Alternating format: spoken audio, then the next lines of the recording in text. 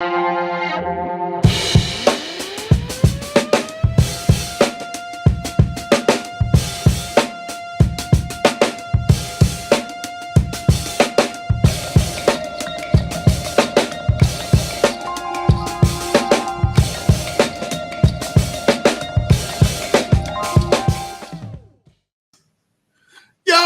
shaking, everybody? Welcome to a Wednesday edition of House Divided. I'm Jeff Ketchum. That is Chad Hastings. You're damn right. Glad to be with you guys. We'll be with you for, probably not the next 3 hours. It's 12:01. We'll be gone by then. But like 3 hours-ish, I'm already diving into the minutia, Chad. I can't help myself. Well like done. This video, subscribe to the channel, get notifications, and just ignore me if at all possible. We got a lot of stuff that we're going to get into today. No confirmed guests yet. Although I'm telling you, I've sent out the invites, Chad, to like the really key people that I really want to have. Kind of disappointed not to have heard back from Bomani Jones yet this week, but I'm not giving up. I realize like I'm in the stack of text messages that he receives on a daily basis. Yeah. Could be overconfident. I got it. Either he needs to go back or I need to do a bump, but I'm trying. I'm efforting, as they would say on a different radio program, or just a radio program. That's not what we are. We are on YouTube. And again, smash every button except for the upside down gig 'em button. That's not what they call it. That's not what they call it. It's thumbs down. That's an upside down gig 'em. Technically, but that's not what YouTube calls it. That's the unlike button is what you're doing there. I'm trying to speak to the people, not to the people of YouTube, the people of the orange blood streets. I see. They understand what I'm saying. I see. And you're trying to spread the message that an upside down logo is not the way to go. So don't do the upside down gig 'em. I see what you're doing. That's well done. I'm trying to help the world in every little bit that I can. Got to keep it respectful. Guys, one of the things so we have a topic today, and no, I'm not stealing the lead topic today from a Tom G super chat question. Although if Tom G wants to put in a super chat question, there's a good chance we'll do it tomorrow.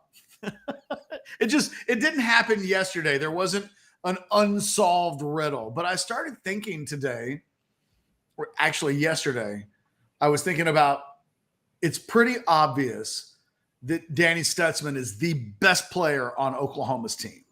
That, I listed 3 guys, Drake Stoops and Peyton Bowen among them, as guys that I thought would start for Texas. But I didn't think either of those 2 guys be mentioned in the same breath with Danny Stutzman. And, would you put Dillon Gabriel in that discussion? Like, I kicked it around in my head and I answered it in a way that said, well, you know what? Some Oklahoma fans probably would. Doesn't change much to where I'm about to go. But I think personally, there's one guy at Oklahoma that it's obvious he's a great player. And then I don't think there's really any other conversation yet. Maybe we'll get there with Dillon Gabriel, but maybe there's 2. And then I flipped it around, Chad. And then I asked you the same question earlier this morning, and I'm going to ask you guys to answer it in the Spec Super Chat. Who is the best player at Texas? Who's been the best player this season? Those 2 questions aren't automatically the same, but it's a hard question to completely answer, Chad, because it could be Quinn Ewers. Like, you have to at least bring his name out into the discussion. It could be Jonathan Brooks, the nation's 3rd leading rusher. I definitely think he deserves that discussion right now. It could be Xavier Worthy, who I think, all things being equal, I would probably say I think Xavier Worthy is the best player on this team, even if the stats don't quite reflect it. I think you could go Kelvin Banks, Christian Jones. You could go over to the defensive line and start talking about Byron Murphy or Tavondre Sweat, who suddenly is being name dropped in articles from The Athletic where he's like dominant and he's a beast and he's all of these things. You can go All-American linebacker Jalen Ford. You could go Jahdae Barron. There is a plethora of potential answers. So there's a lot of ways that we're going to be able to talk about why all of this is important. But Chad, I'll just go to you first. The best player on this Texas team for you is whom?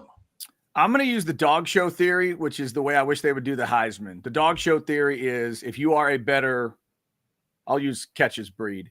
If you're a better Weimaraner in the judge's judgment, then that beagle is a beagle, then you win. So I'm going to go with Jatavian Sanders. Sanders, to me, is the best player Texas has. When you look at that, he's a better tight end than I think anybody else is what they do. So I'm going to go with 0. That's my guy. Now, I could also make the worthy argument, but by the dog show rules, I'm going to say it's Sanders because he is an absolute freak, changes the game. You have to account for what he does. I think it's 0. Look, there are less great players at his position. So there is a extra value in being great at, if there are only 10 dogs in the world of one species, but one was like a super dog, there's more value. There's positional scarcity there, to use a fantasy football term. Texas Boy says right tackle and D tackle. You know what, Texas Boy? Hold that thought. Yeah. Hold that thought. I'm going to come back to it. Both those guys are playing great. My answer to this question is Xavier Worthy. He gets open more easy than any wide receiver that I've ever covered. Easier than Jordan Shipley, easier than Roy Williams. I think he's like the Tyreek Hill of college football. When he gets the ball, his ability to create a big play scares the crap out of everybody. And so he's my guy. I will listen to other suggestions. I think Sanders is a perfectly fine. I honestly, there's like 10 guys that you can make a case for. Yeah. It might be a separate conversation to say who's been the best player this season through 5 games. Yeah, that's different. Right. And to that's that, Chad, different. I think I would go to T'Vondre Sweat. Yeah. You could definitely make that argument. Could you make the argument for Christian Jones? You could. Through these 5 games, has he been the best? No, because I don't think you would say he's been better at his position than Jonathan Brooks has been at his. That's fair too. Yeah. Brooks has absolutely needs to be in this discussion for the way he has produced. It's really been impressive to watch. And man, if he can stand out at this game, we all know what this game can do to anybody, but what it can do to a running back, man, you talk about lifetime stuff, all-time stuff. You can etch your name forever into the minds of the fans if you do it in this one. Look, and I'm looking at Sandman says Ford is consistently great. Yep. He is. He is. I mean, look, I ask the question because, boy, is it a perfect rhetorical question for this kind of format, for this kind of discussion. You can make a case for Jalen Ford. You can make the case for Sanders. My case for Xavier Worthy is more on the eyeball, like what my brain tells me, and forget about the stats. Because he doesn't have the stats of Jonathan Brooks, who you could make a case for. Quinn Ewers.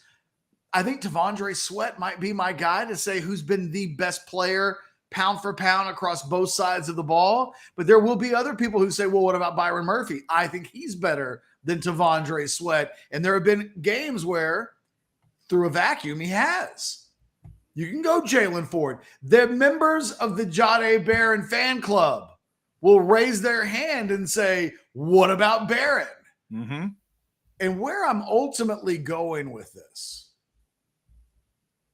is that I think, if I'm being honest, Chad,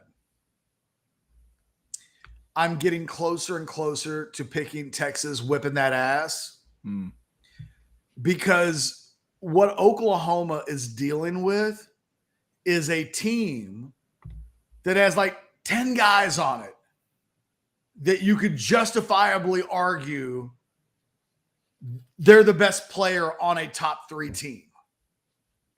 Oklahoma has one player that you would argue is the best player on a top 15 team.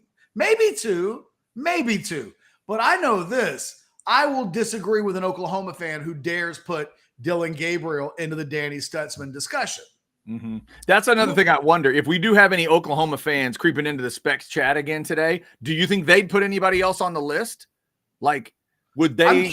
I'm curious. I know this. Nobody argued hard. No. If I say if OU fans think I've said something that's complete BS, they'll let me know about it for days. I was gonna say you usually hear about it, right? Days. Yeah. Nothing in my mentions yesterday about saying that Oklahoma only had 3 guys that could start on this Texas team, or could start, not could. Right. And this Texas team, forget about for a second what happens at the end of the season, whether they win the Big 12 championship, whether they make it to the playoff, whether they win the playoff. Like, forget about those things for a second. Let's just focus on this game.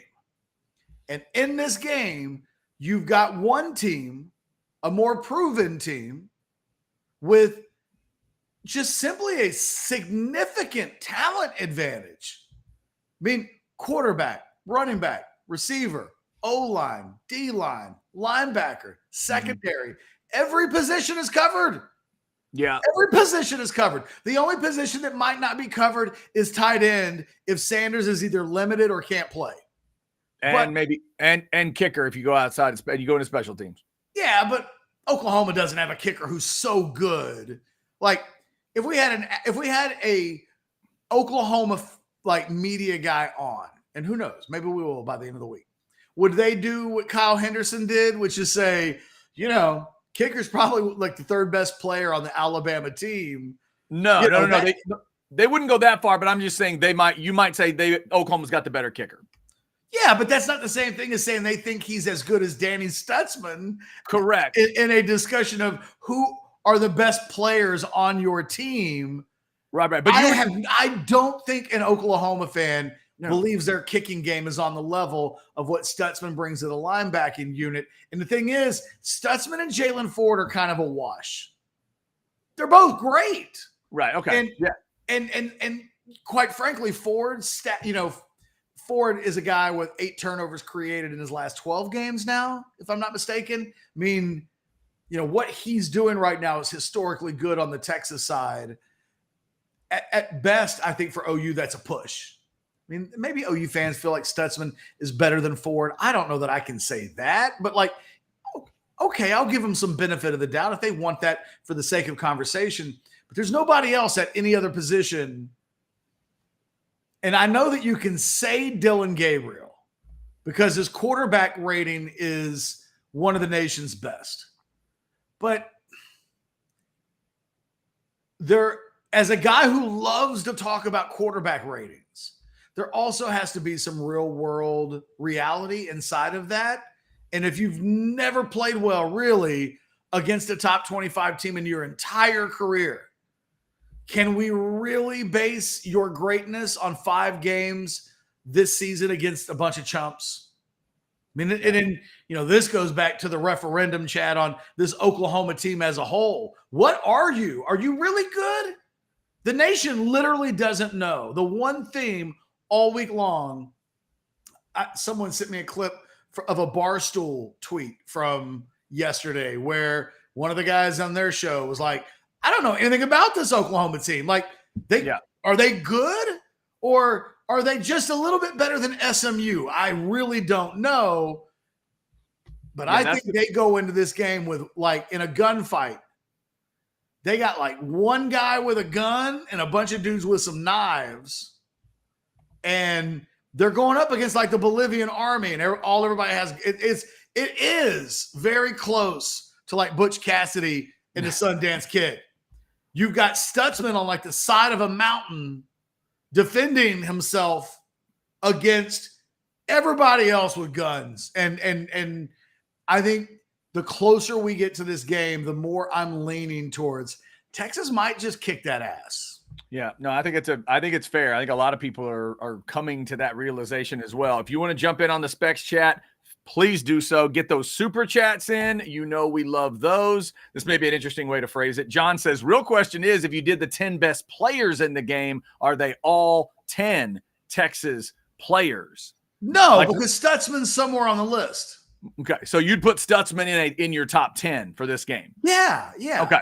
I think I probably would too, but that's an interesting question, a way to ask it, John. For a different fan, they're saying best overall for them is Banks. Best player this season so far is Murphy. And you know what? If I didn't say Xavier Worthy, I might say Kelvin Banks. But he hasn't been better this season than Christian Jones. Yeah.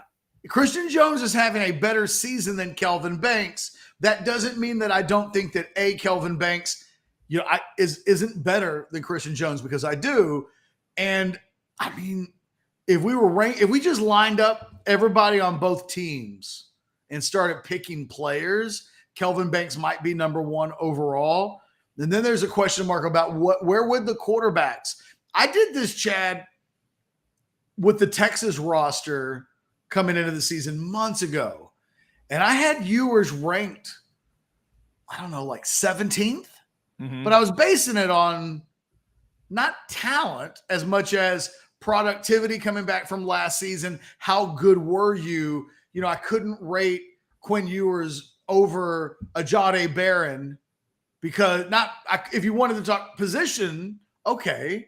But I couldn't have him in the conversation with Sanders and Worthy and Ford. You can't have that conversation with Ewers before this season. But now 5 games in, maybe you can. And it's interesting that Dylan Gabriel comes across looking faulty. His numbers don't feel real, but they're better than Ewers. But I think most people around the country right now have more respect for Ewers than they do with Gabriel, because they saw him go into Tuscaloosa against a great defense. They're great. A&M will find out this weekend. A&M may win that game, but it won't be because Alabama's defense can't do the job. The winner of that game, the winner of that game might do it with 9 points, for the record. That could absolutely turn into just a bar fight in a phone booth. Or 17, but Maybe. It doesn't feel like it'll be 31-28 either way. No. Both of those teams actually playing really good defense. Right. And Texas too, man. Texas A&M, Alabama, some fronts there defensively that can get after it. So, we can move on to some degree. We can see it if you want to go all day. By the way, I did enjoy this. I love that I'm not the only one that's completely noticing. Come on. It's completely noticing. What is it? Loving the corn dogs, Chad. Oh, thank you very much. Yes, we do have corn dogs in the background, along with the giant turkey leg for Brian Jones. And we've added the funnel cake. Funnel cake did arrive. It's right up there. So very excited to have even more State Fair food. I just thought we need to have an atmosphere going on. If you didn't know any better, the corn dogs kind of look like the turkey leg, just smaller. It does. It does a little bit. Yeah. But maybe they do have, each one of them has like a ketchup, mustard drizzle, and eyes. So it's very strange. It's very strange. They're trying to get us to not eat the corn dogs. They are. Essentially, these will become my dog's Christmas presents afterwards. These are the dog's Christmas chew toys later. Fair enough. Yeah. Before we change topics, because there are other things was there another chat that we wanted to get into today related? Did we ever pick one related to the game? First off, I just want to give Teta credit because, Chad is hot on Ewers. Well done. Well done. There's 2 or 3 in there like that today. And you love that. So in addition to the corn dog love, someone is throwing out my Ewers love. I think this week for me is just always about good story. It's stories. It's your favorite moments. It's your favorite player. It's like you threw out. Is it the player you think of the most when you hear Texas OU? Just sort of any of that stuff I think is relevant. We can do that today. Maybe it's the rest of the week. It just has the residual. But maybe we start there with Texas fans. And it doesn't have to be a Texas player, but I would assume it is. When you just hear Texas OU, who's the first player that pops in your head? because I definitely have one. I have one person that pops in my head when I hear Texas OU Ketch. Do you have one guy, one player, one coach, one anything? Yes, it's Peter Gardere. Okay. You go right to Peter the Great. 4-0. As a matter of fact, I was trying to text Peter to see if he wanted to come on the show for that reason. There you go. And Peter's phone number is not in my phone anymore. I don't know how that happens. Interesting. Peter Gardere's phone number was in my phone forever. And now I just try to send him a text. Yeah. And I probably hadn't talked or sent a text to Peter Gardere, to be fair, in like 10 years. Okay. But it used to be in my phone. Yeah. Why wouldn't it now? Like, did somehow there was an iPhone tragedy where some numbers didn't get where sometimes people send you a text and you don't know who it is. Right. And you don't want to say who's this because you don't want that person to know. To be insulted. And more times than not, when you do the who's this, you're like, oh, I lost some contacts. I don't know what happened. You're literally lying. Usually it's like you're trying to make that person feel good. In this instance, if Peter sent me a tweet or a text right now, is like, don't worry, Ketch. Because we had him at our golf tournament like in 2006 and 2007. Like I legitimately had a reason to have his phone number. I can't shoot him a text. If anybody there knows Peter, ask Peter if he wants to come on the show. I have heard that if you're looking for a ringer for a golf scramble and it needs to be a former Longhorn football player, when you add it all up, you can't do much better than Peter the Great. I have heard that.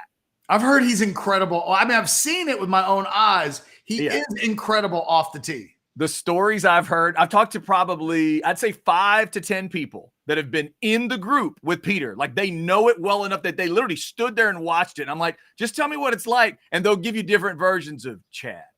It's like 315 dead down the middle, locked in every time. He goes, that dude is 300 plus, dead middle of the fairway every time. I'm like, okay, all right. Yeah. So that's one I think a lot of Longhorn fans are going to think about. And by the way, we'll have fun with Brian Jones tomorrow because he's the one that he's on 2 of those Peter Gardere teams and he's always has fun. And it's like, oh, every time I see Peter, I'm like, did you do it by yourself? Were you alone out there on the field? Was it only you? 4-0. It goes that way. Hey, you know what? When the quarterback's not responsible for the loss, they still get blamed for they do. They don't do that with other players. Like you've been doing a good job this week where you're like, Aaron Humphrey went 3-1 and blah, blah, blah, blah, blah. The only guys that get credited with losses are quarterbacks, really. That's it. You're right. You are absolutely right. So, by the way, Mark in his chat mentions the guy that I think of. Mark says Gardere, Stoney Clark, Shipley, and Dicker the kicker. For me, Stoney's got to be close. For me, it's Stoney. It's Stoney Clark. In 94, I had the chance to either go to Texas OU for the very first time or watch A&M play SMU at Kyle Field. A&M ended up tying the game, even though they got a complete BS call in their favor. Probably should have lost. My dad was upset that I made the choice, and I went with friends. And at the time, were we dating yet? Yes, because I think I did. That was right after I started dating someone at UT. And so I go to the game. I impersonate a Longhorn band member. What up, Sean? I had his ID. I get in the student section and Ketch. I'm lined up on that end zone, like on that goal line, on the opposite side from where the hit happened. So I'm Texas side, along that goal line, and I can see that play. I'll see it till the day I'm dead. I can see the play happening. He makes that hit, and then it rained beer for like 45 seconds straight.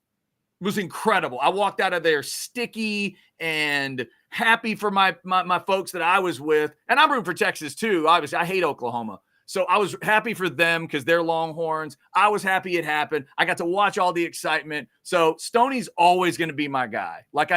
That's the day I learned about what the game is, what it can be. And because of him, I learned that it can change your life forever off of one play. Can I give you that's your number one memory, and he's your number one guy. Mine might be Adrian Peterson for reasons that are different than everybody else. Okay. In the hour before the start of the 03 game, okay, Adrian Peterson's hanging out in the Texas X's tent. And he's having a good time. He's walking around. He's shaking hands. He's smiling. Everybody knows who he is. You can just tell Adrian Peterson's having a good time. Right before everybody leaves the Texas X's tent, or whatever the official tailgate was. It was the big tailgate, whatever that was. I don't want anybody to be like, it wasn't the Texas X's tent. It was some other it was a big tailgate with lots of Texas people. Yeah. Before everybody leaves to go into the stadium, they play the Eyes of Texas. And unsolicited, like with nobody pressuring him at all, Adrian Peterson throws his hand up. Wow. With the horns, almost as soon as anybody else when the song comes up, and Adrian Peterson sings the Eyes of Texas. Every bit of it. Horns he's up. into it. Horns up. Gabriel blows his horn, the whole thing. I don't think he was singing. I don't really remember that as much as just like horns up in the air with gusto. Okay. Fast forward 3 hours later, and it's destruction in Dallas. It felt like 10. It felt like a day. That game felt long. And at the end of the day, I'm standing on the field, and I look up into the stands, and Adrian Peterson is by himself. The only people left in the entire stadium are Sooner fans. And Adrian Peterson's sitting by himself where the recruit section is. And you could just tell everything changed. Right. It was that impactful. He was like, I am not, whatever I do, I am not going to Texas. Yep. And it's been 20 years. Like that was in 2003. This is 20 years since that happened. Yeah. And I can still see it. It is one of two extreme jarring moments.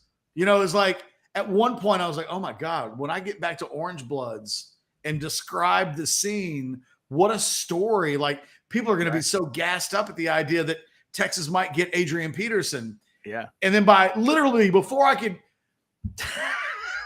but 3 hours later, yeah. I mean, you just knew, you could see it on his face.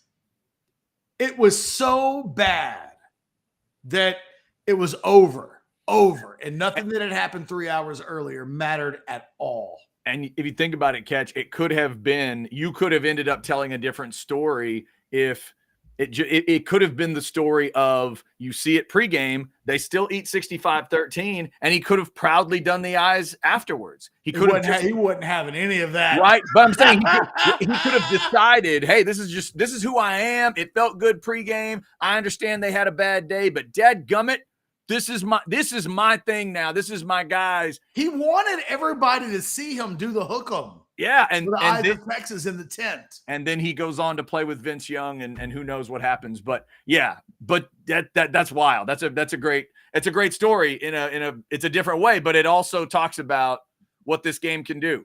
This game's going to change the season for either team. We've talked about, the loser's not out. The loser can still go get a playoff, but my God, the winner, Ketch. The winner of this game, especially if it's Texas, but even if it's OU, the winner is 6-0 going into a bye week with nothing else on their schedule that's truly scary.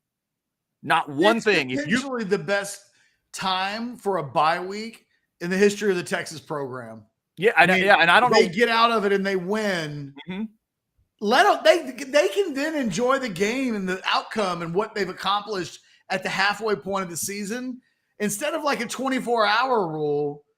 Let them have like a 96-hour rule. No, this is one where by structuring it this way, I think it's the first time you and I have ever seen this in our lives. You tell me if I'm wrong. I don't ever remember them both getting a bye after the game. I don't recall it ever happening. But it really does give the coach, you give a coach a chance to be that NFL coach and says, you know what, guys, I'll see you on Tuesday or I'll see you on Wednesday, whatever the day is. So it is the ultimate leave it out there game. it's more physical, it's nastier, all that stuff. Now it cranks up on a different level because by the way, if you lose going into a bye,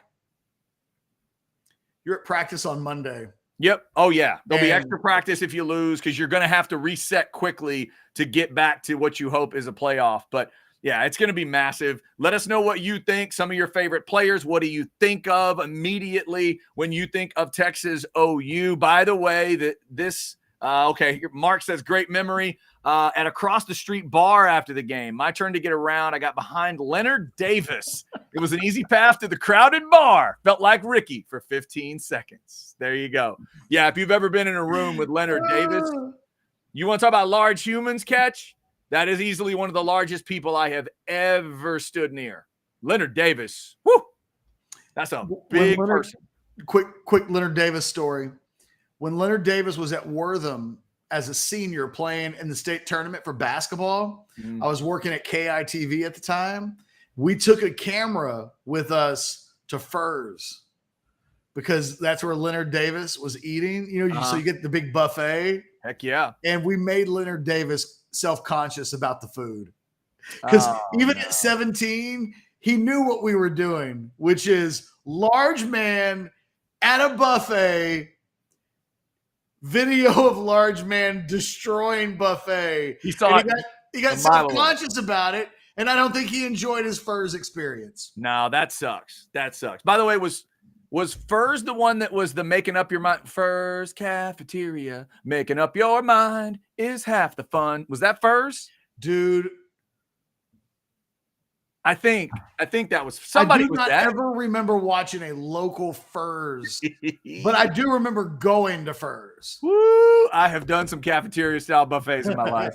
I'm not gonna lie to you, I have. And yes, and shame on y'all for making Leonard Davis feel bad. But I'm with y'all because I would love to have seen Leonard Davis in his eating prime go after a Thurs. Like, you were completely warranted for doing what you did. It's just, how do you do it without making it seem like you're doing it? It was impossible. Right? Like, it just is. I'm sorry. It's you can't do it. Because he didn't do to that Thurs all you can eat buffet what he would have done. Because, when you go with your homies, especially in high school. Yeah. It's a challenge to literally, we're going to put the business out of order. We're going to put the restaurant out of business. And it's a contest. Yeah.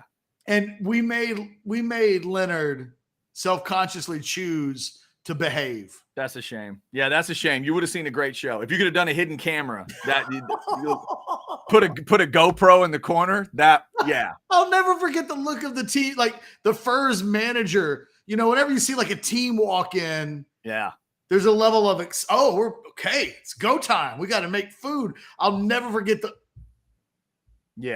my God.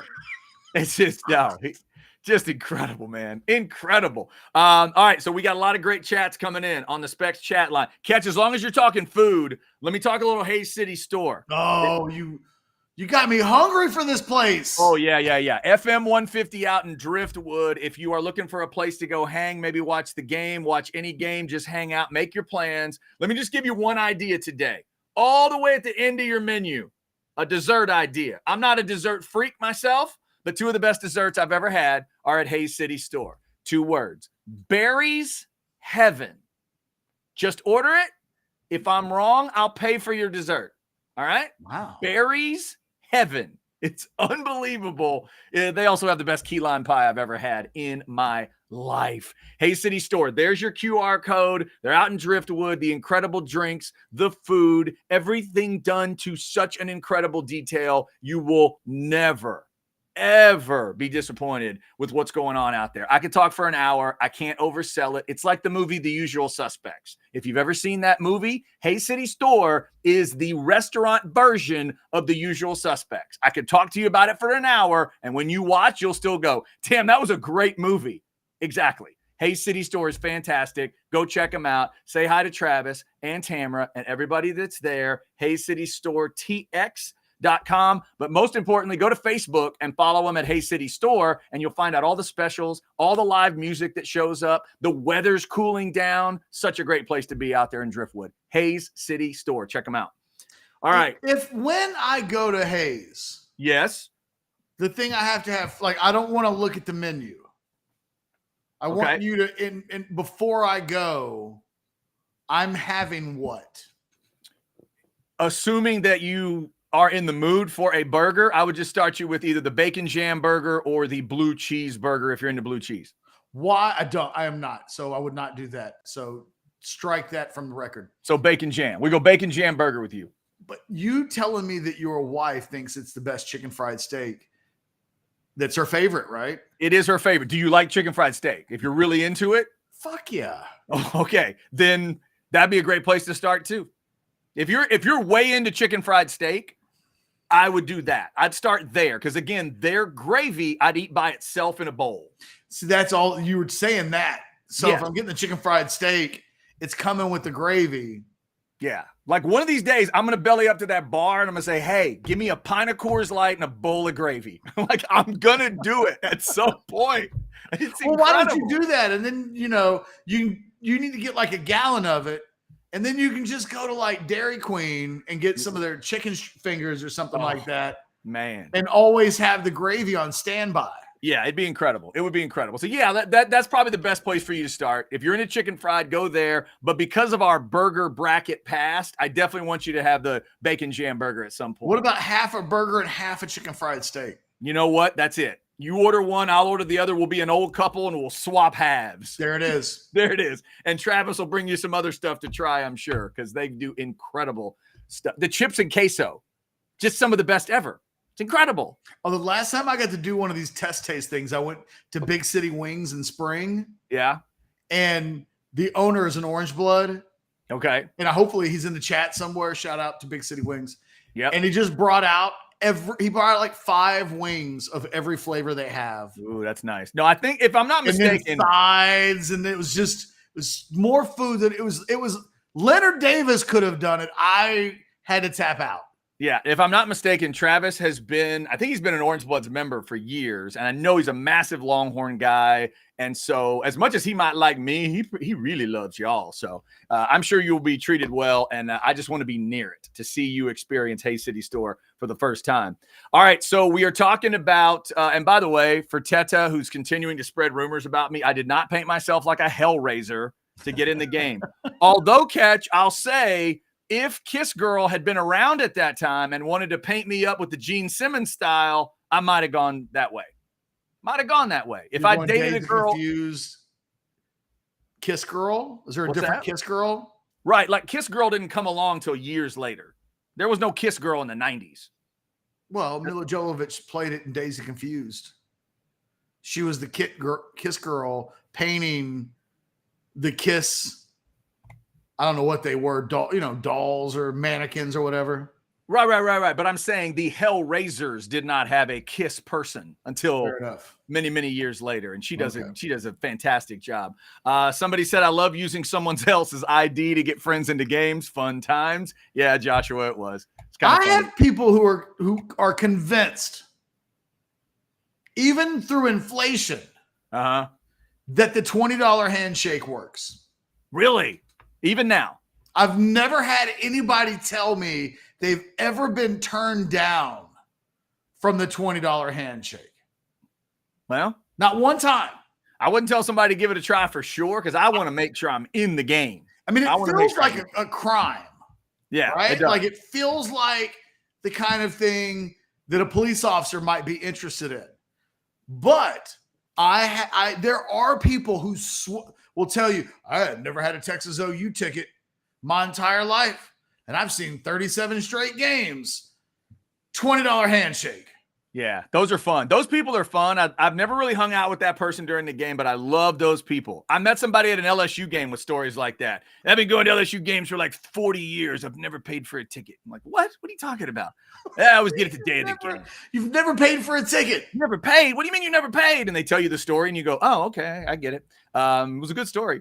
And then how about this one, Ketch? This is a memory for a lot of folks. My first OU game was the 10-7 Texas win Bubba Jacks running the fumble back. Bubba's a guy that gets on the short list of guys that really from the Texas OU game. Yep. No, that's it.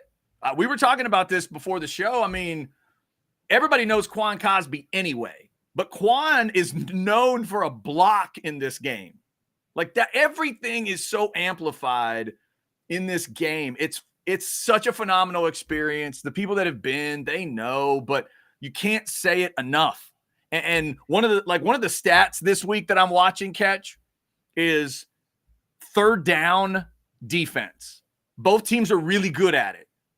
Texas is 9th in the country. Oklahoma's 10th in the country, 27%, 28% in terms of allowing the conversion on third down. You've watched this game enough to know a third down conversion in this game is a party.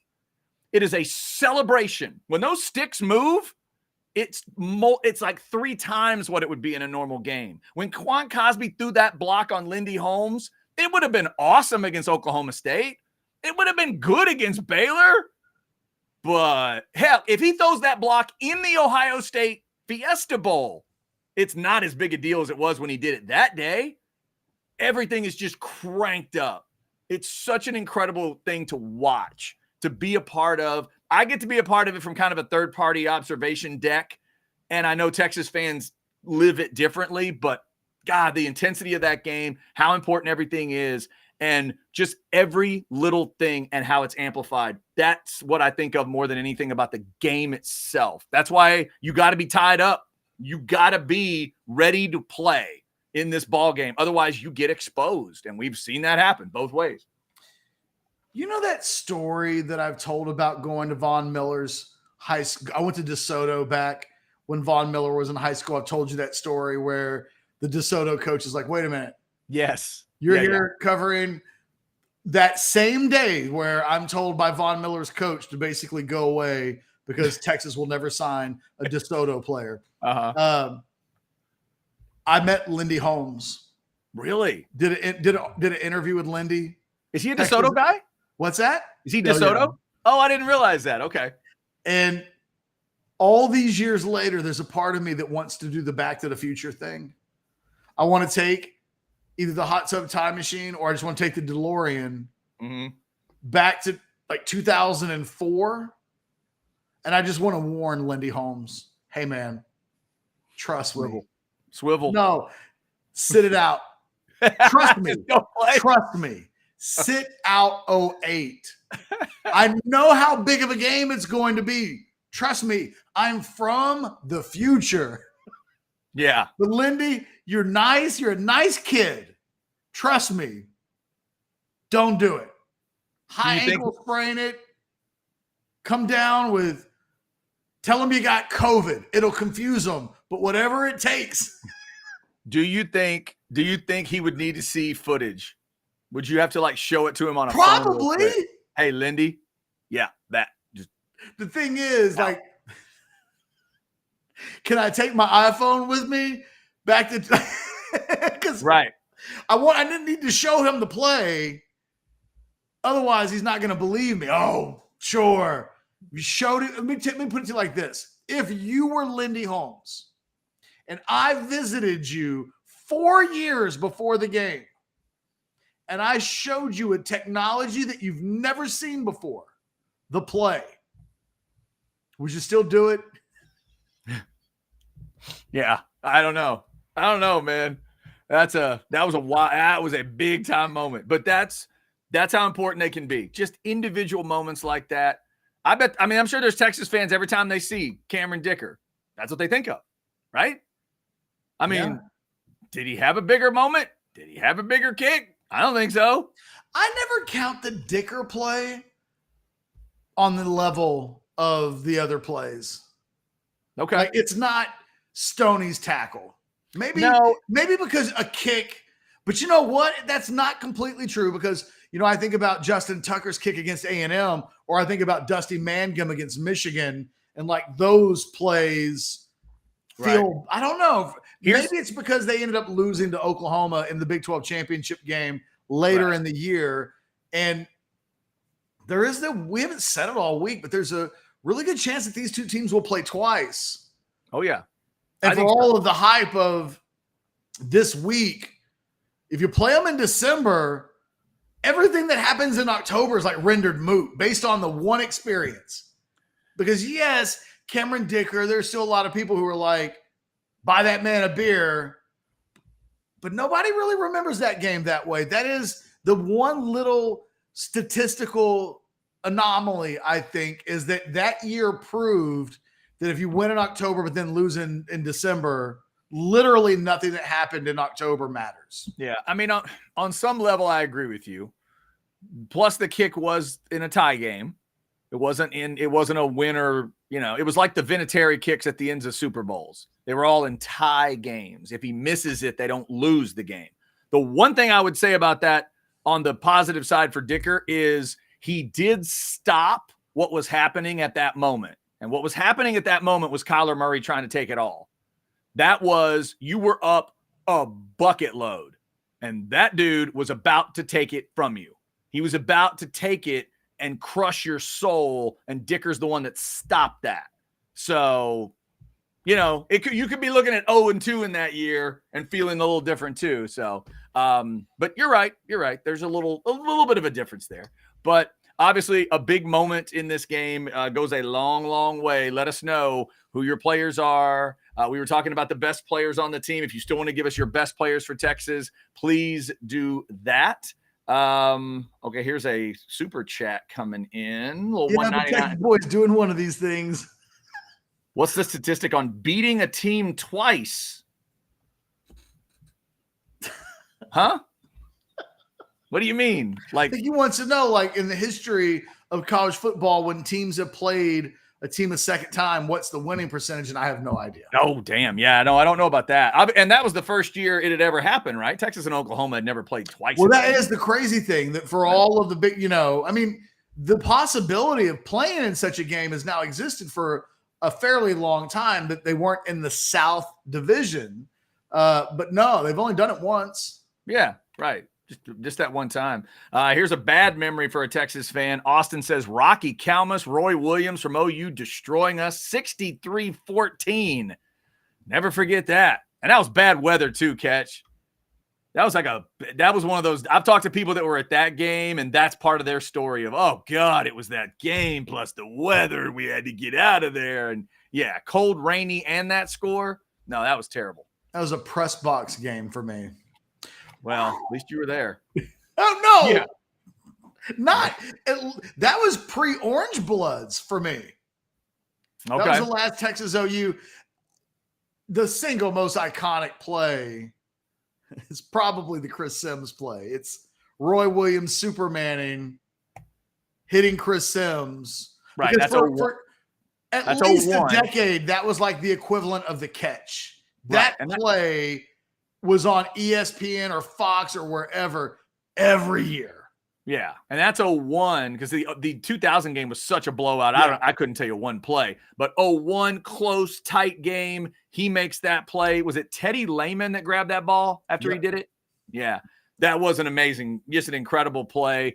I can still remember, Ketch, when I did Texas women's basketball games, traveling to Norman for a women's basketball game. We stayed in a hotel devoted to the Sooners. Big shock. But everything was painted. Like they had murals painted. They had stuff hanging in the rooms that reminded you of all the stuff that had happened. They had a full painted mural of him jumping over that line, in a hallway, in the hotel. It was a big deal. It was such a big deal, obviously, for them. That's what I'm assuming most Oklahoma fans are going to remember from that one. I can give you a play from the 2000 game.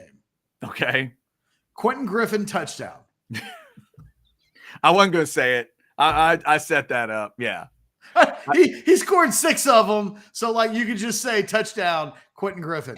Yeah. And somebody else brings this up. Just a section of time, 2000 to 2004, some bad Red River games. I mean, every single one of them. For Texas. Yeah. Oh, it was. I did not attend all of those live, but I did watch them all. Although there is a feeling that the 2004 12-0 game, there's a feeling that there was a little bit of a turnaround, that Texas walked out of that game, and that was a great Oklahoma team.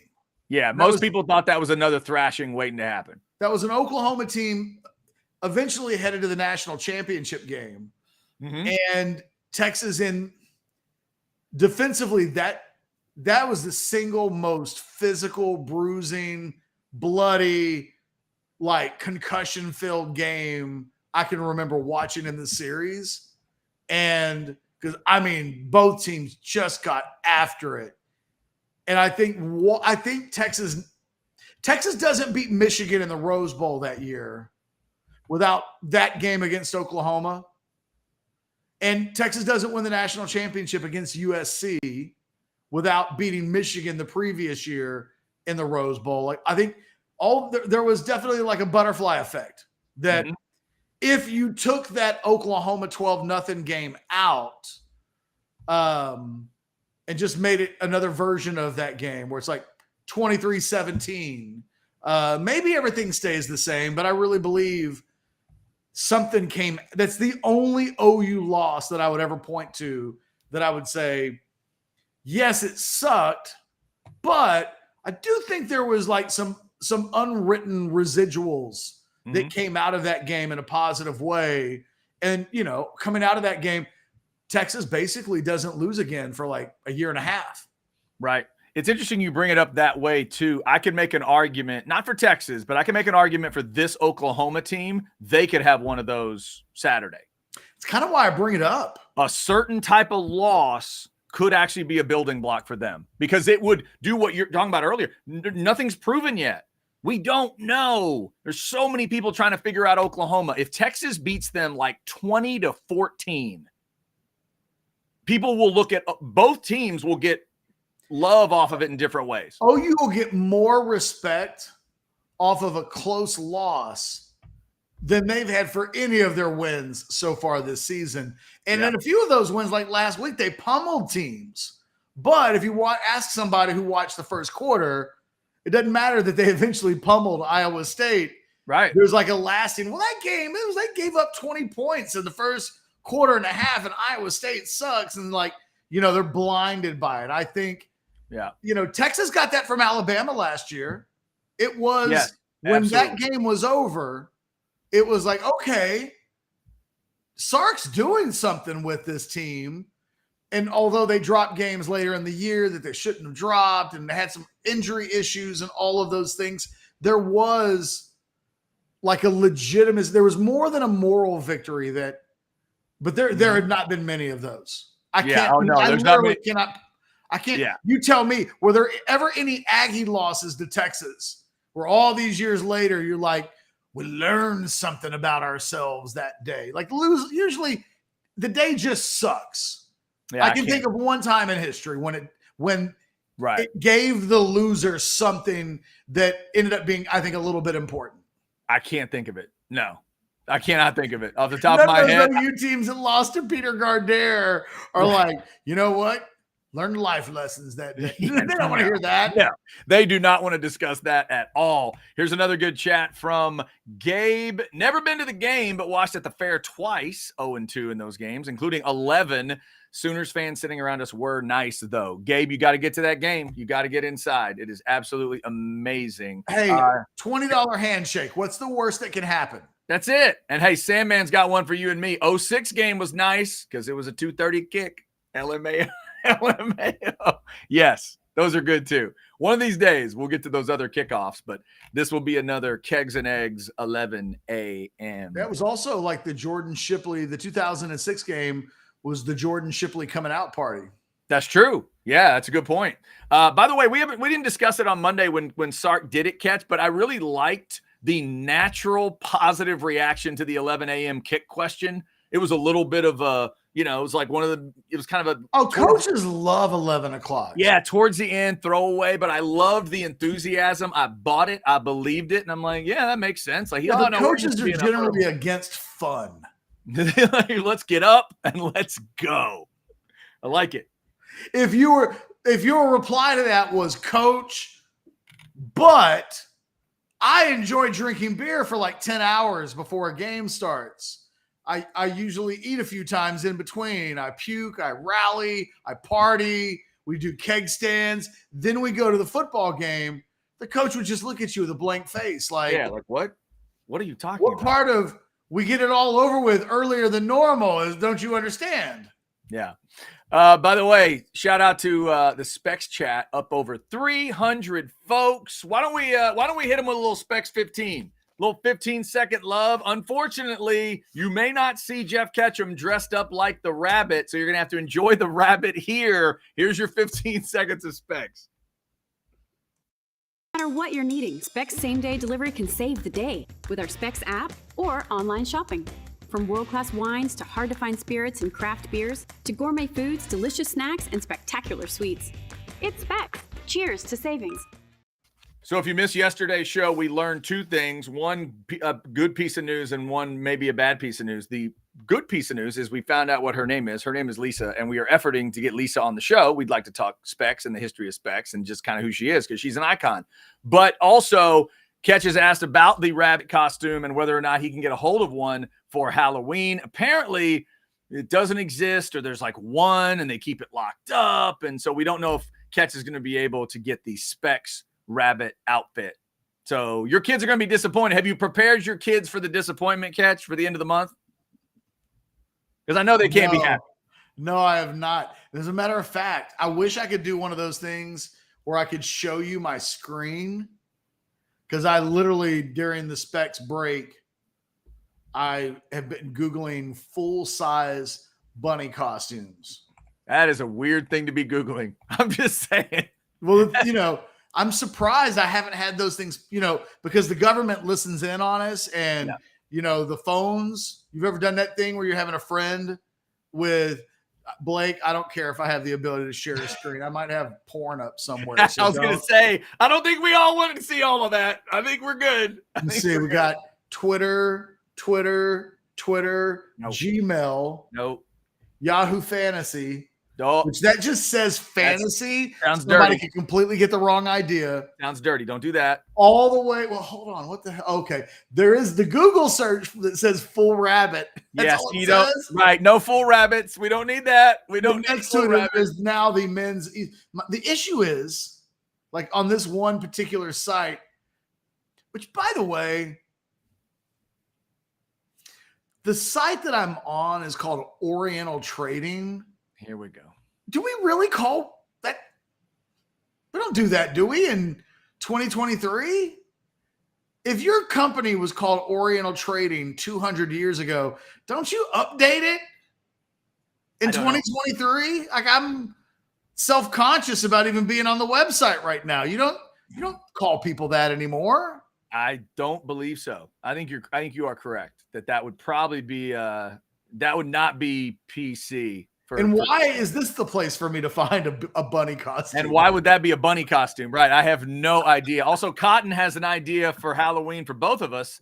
That Chad, you need to go as Elmer Fudd in that case. Oh, I see. I'm hunting Ketchums. Oh, yeah. No, I don't think that's what we're going to do. Well, what was his suggestion for me? I'm the rabbit, like Rabbit and Elmer Fudd, right? Oh, that's clever. It's like a Bugs Bunny thing that they're trying to do there. The thing is, on this one website that I'm not going to say out loud again, there's no size. Yeah. They just want me to add it to the cart. Rabbit, one size fits all. It's a one size all bunny costume. And technically they're calling it an Easter bunny costume. Like, why wouldn't it just, is the Easter bunny? I don't know. Never mind. Yeah, you don't want that, right? Because Easter bunny is too specific. It might be a little too pastel at that point. Because that's not what the reason the Specs rabbit is fantastic is the Specs rabbit looks like he's ready for a party. The Specs rabbit looks like he's running the show. The Specs rabbit doesn't look just like some old Easter discussion. I found something close to a replica of the Specs rabbit. Uh-huh. But it's almost $500. Yeah, no, you don't have to do that. You don't need to do that. Just like walk around with like a Specs bag or a Specs box or something like that. The thing is, if I were to buy what's called the adult, they have a size chart. Let me see what we got. Oh, well, you need the shirt. If people have seen the newest Specs commercial they have out there, Lisa wears a Specs 62 shirt. That's what you need, is the Specs 1962 established shirt. And that can be, close. The other thing I haven't quite figured out is I've said I would do the Specs rabbit costume on Halloween. Could I talk through I don't know like how limited I would be, with a rabbit head on my head. I mean, why would you need to talk? You're just there going trick-or-treating. Just stand there and look spooky. No, I've said I would wear it on the show. Oh, on the show. I see. Yeah, that's different. That's a little different. Just sit here and wave silently. Yeah, that'll be creepy. We should both come on with the creepiest mask we can find and then just do this for 3 straight hours. That should be Halloween. That'll be the Halloween show. It'd be fantastic. All right, we have hit. That would. What was that? Super chat is candy. Yeah. Super chat like a Kit Kat. Yes, exactly. Just super chatting in all the candy stuff. All right, we hit 1 o'clock. It is hour number 2 of Your House Divided today. Coming up today at 2 in the crap bag, the one thing I don't understand about Texas OU, but trust me, none of you care about it at all. I'll just try to get it off my chest.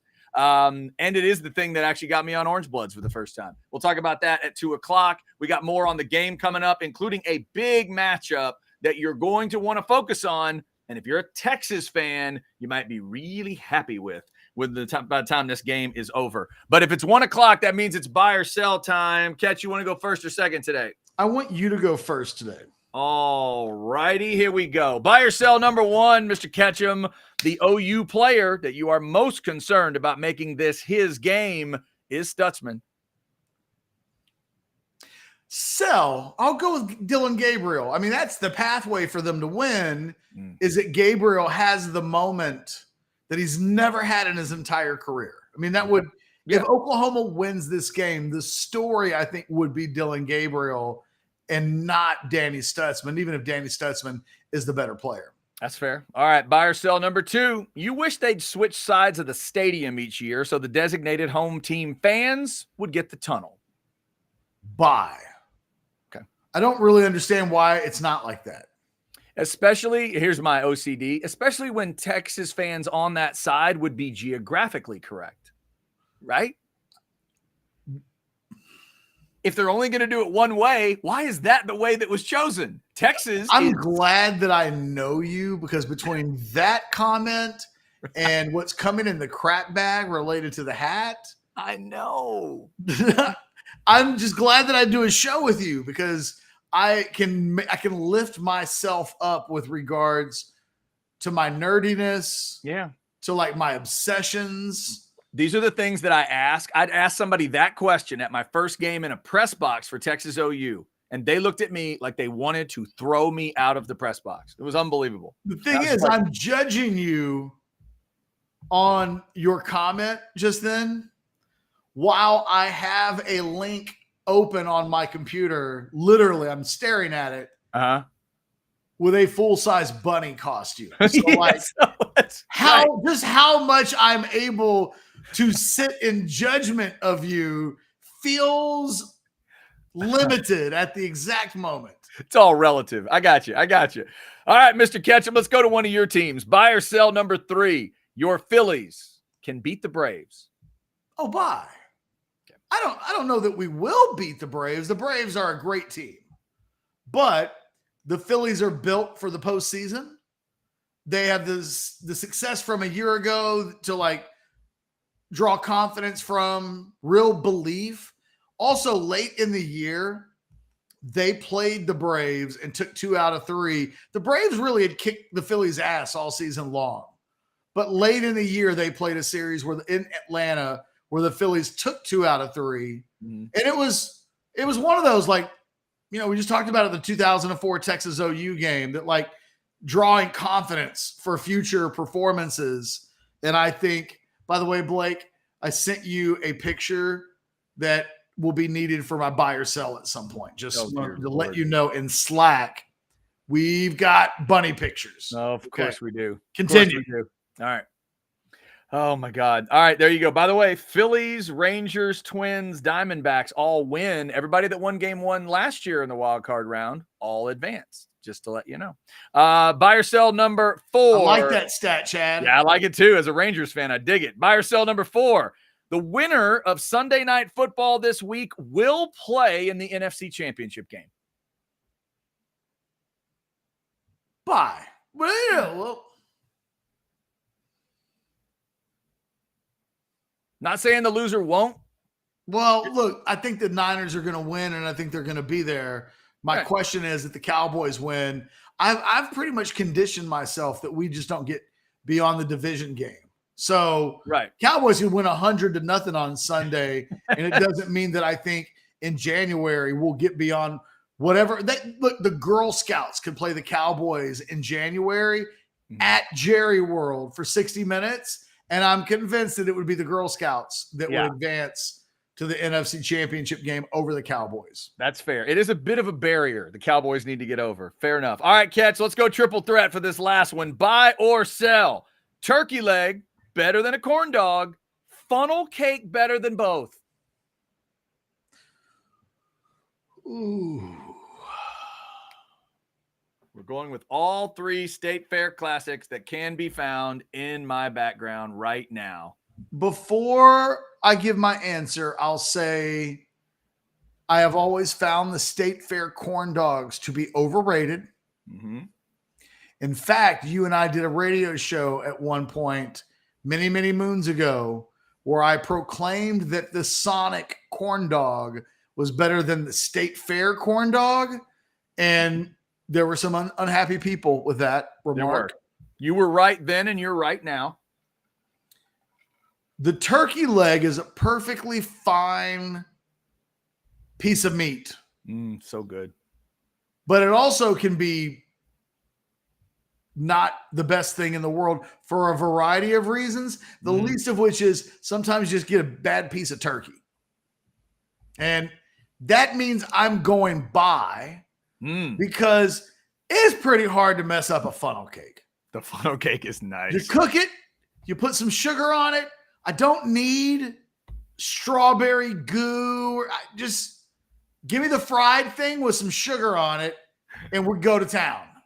Real quick, one of our viewers jumps in with their thought. They're selling. They say funnel cake is greater than a corn dog, and a corn dog is better than a turkey leg. That's an overall. I don't know if that's a Fletcher's comment or just an overall. I'm with you. I'd rather have the Sonic, but the Fletcher's, when it's done right and you get it at the right time, it's pretty damn good. Pretty damn good corn dog. I think no matter what, I would probably want to have, if it was the best corn dog in the world versus the best turkey leg, I'm taking the turkey leg.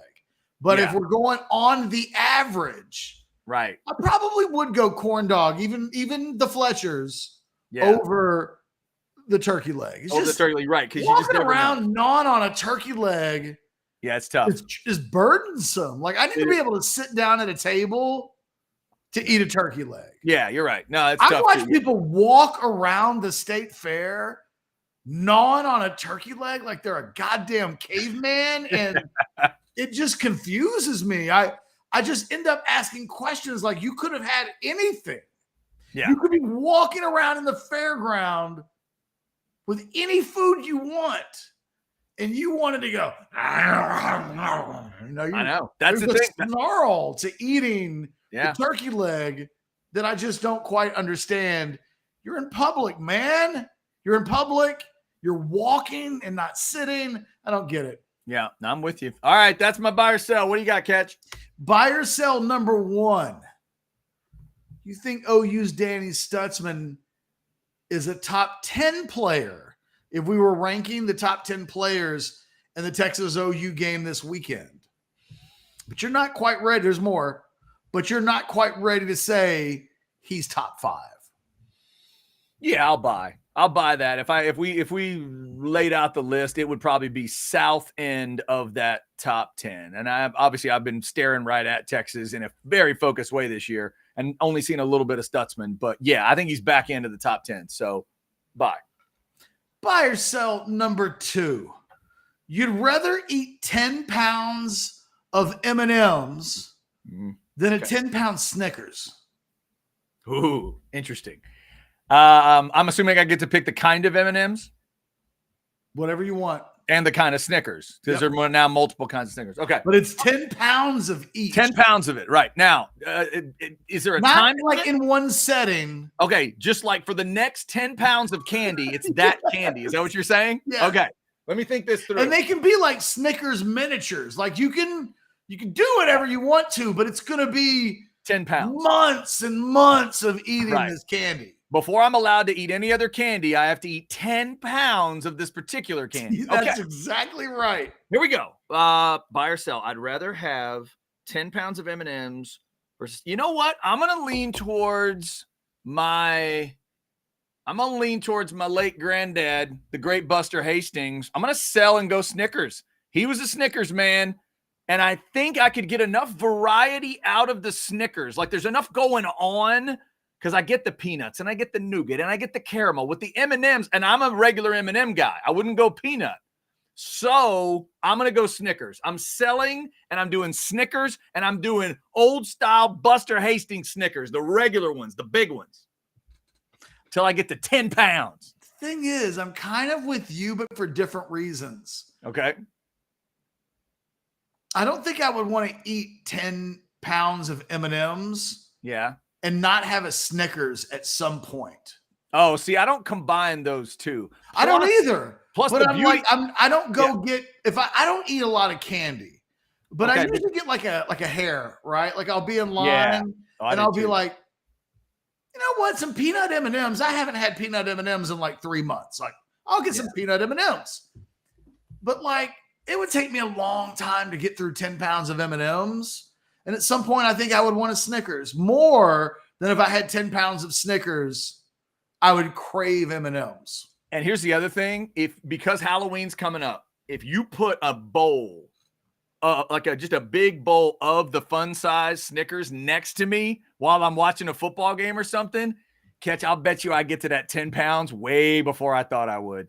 Because there's a certain part, if I'm in the right mood, a Snickers is like a donut to me. I can kill some Snickers if I get going. So I think I'd hit like 10 pounds by mid-third quarter, and I'd be ashamed of myself.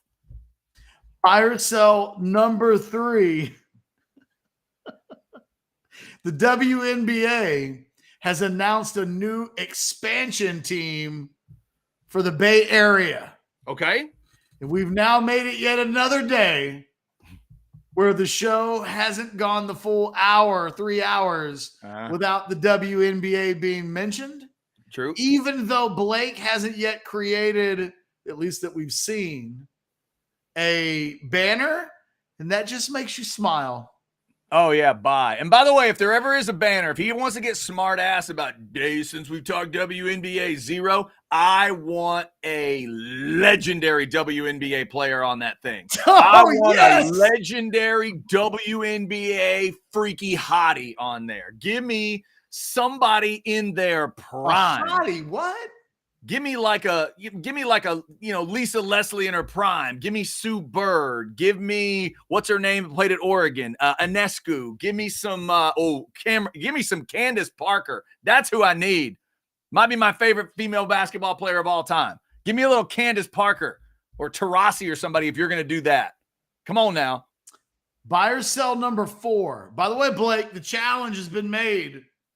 Challenge. That's what this is.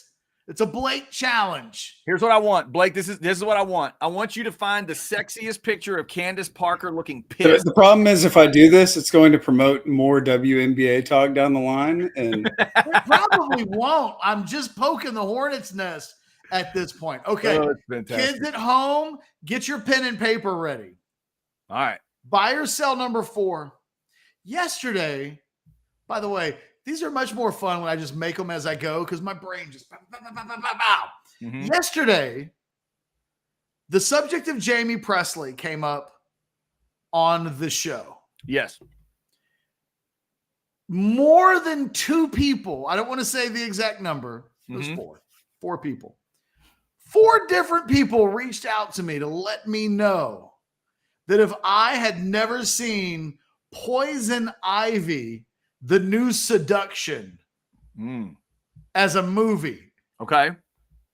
That I needed to because it would be you have the ability to see more of Jamie Presley than you've ever seen in your entire life. Interesting. The question is buy or sell. You're glad that I shared that with the world. Well, considering I just wrote it down, buy. Absolute buy. I wrote it down as you were discussing it. Yes. And it's like, I did the whole I searched for the movie. Mm-hmm. It's like 5 minutes of her naked. Really? That's exciting. Yeah. Now, how long's the movie? What am I in for? 90 minutes? No. You go to the right website. No. Look. If we're going to do this, we're going to do it right. I'm going to watch this whole. You want to do it picture. organically. I will watch the entire motion picture. I'm the guy that just went after a movie that I saw had an 8% on Rotten Tomatoes just because I thought, well, I've got to see this now. I got to find out. I still have one on my DVR that's a 0. I've never seen a 0 Rotten Tomatoes. I didn't know you could do that, but I'm still going to watch it because I want to see how bad it is. It's so 94 minutes beginning to end. 94, that's no problem. I like a good 90-minute movie. Can I get it for free? Can I stream it for nothing? I'm going to find out for you. Double check for me. I have multiple streaming services in the house in addition to my on-demand on Spectrum. Let me know. It looks like it's a $2.99 for everybody. Ooh, $2.99 on Prime, $2.99 on Redbox, $2.99 on YouTube. It's a $2.99er. Man, $2.99. I'm going to write that. It helps. I'm going to have to write that down. The amount of nudity in the movie is worth $2.99. Okay. In that case, I think I might we may have to do a movie report for next week. She makes love to multiple men.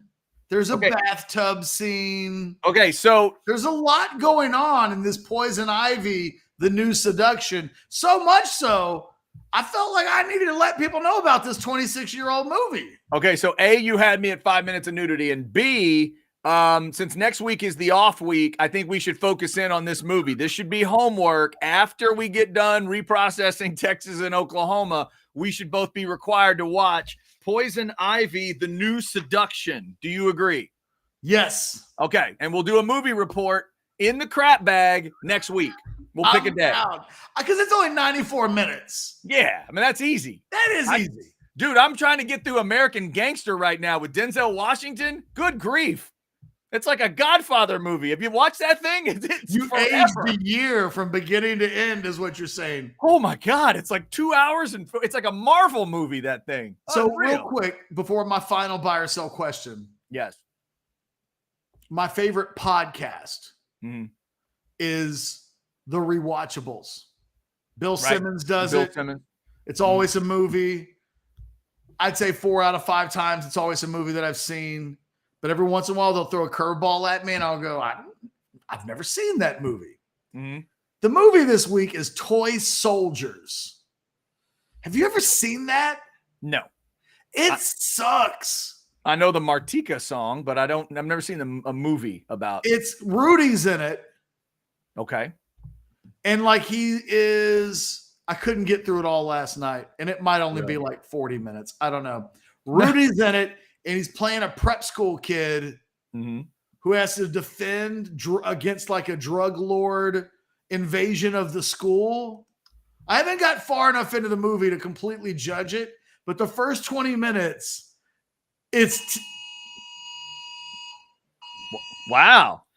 Now, so what is that we're hearing? Somebody on Orange Blood said yesterday, a fire alarm? That there was going to be everybody's iPhones were going to go off at 1:20. Oh, that's the thing. Yeah. Hey, there's mine. There it is. It's the national alert. And everybody watching this right now just got their national alerts. Even though my phone was turned down. Let the apocalypse begin, fellas. Hey, there it is. That's so Everybody's funny. getting it. So wait, I tried to get rid of it and it came back. Somebody says we're under it. I told it to go away and then it came back. What's happening? Okay. I literally made sure the phone was in here today. I just wanted to see if that was actually going to happen. Yeah. Somebody on Orange Blood's put a PSA out for everybody. Oh God. Yeah, they're testing the system. Sheep are in danger. No, Teta, that one sounds different. That one sounds like it's a little different. So we've got, just to go back, we had people in the chat that said it was a great movie. Joshua Sandler, who, because of his last name, we have to wonder if he knows what a great movie is. Oh, how dare you? That's cold. That is just cold. If he's related to Adam, he might not have seen a great movie in 20 years. But then just above his comment, Darwin comes out with "it's trash," and then says it gets worse after the 40-minute mark. I'm not even that far in. I got about 20 minutes in. Yeah. And I was like, God, this sucks. The thing is, I love the podcast. And it always is better if I've seen the movie to listen to the podcast.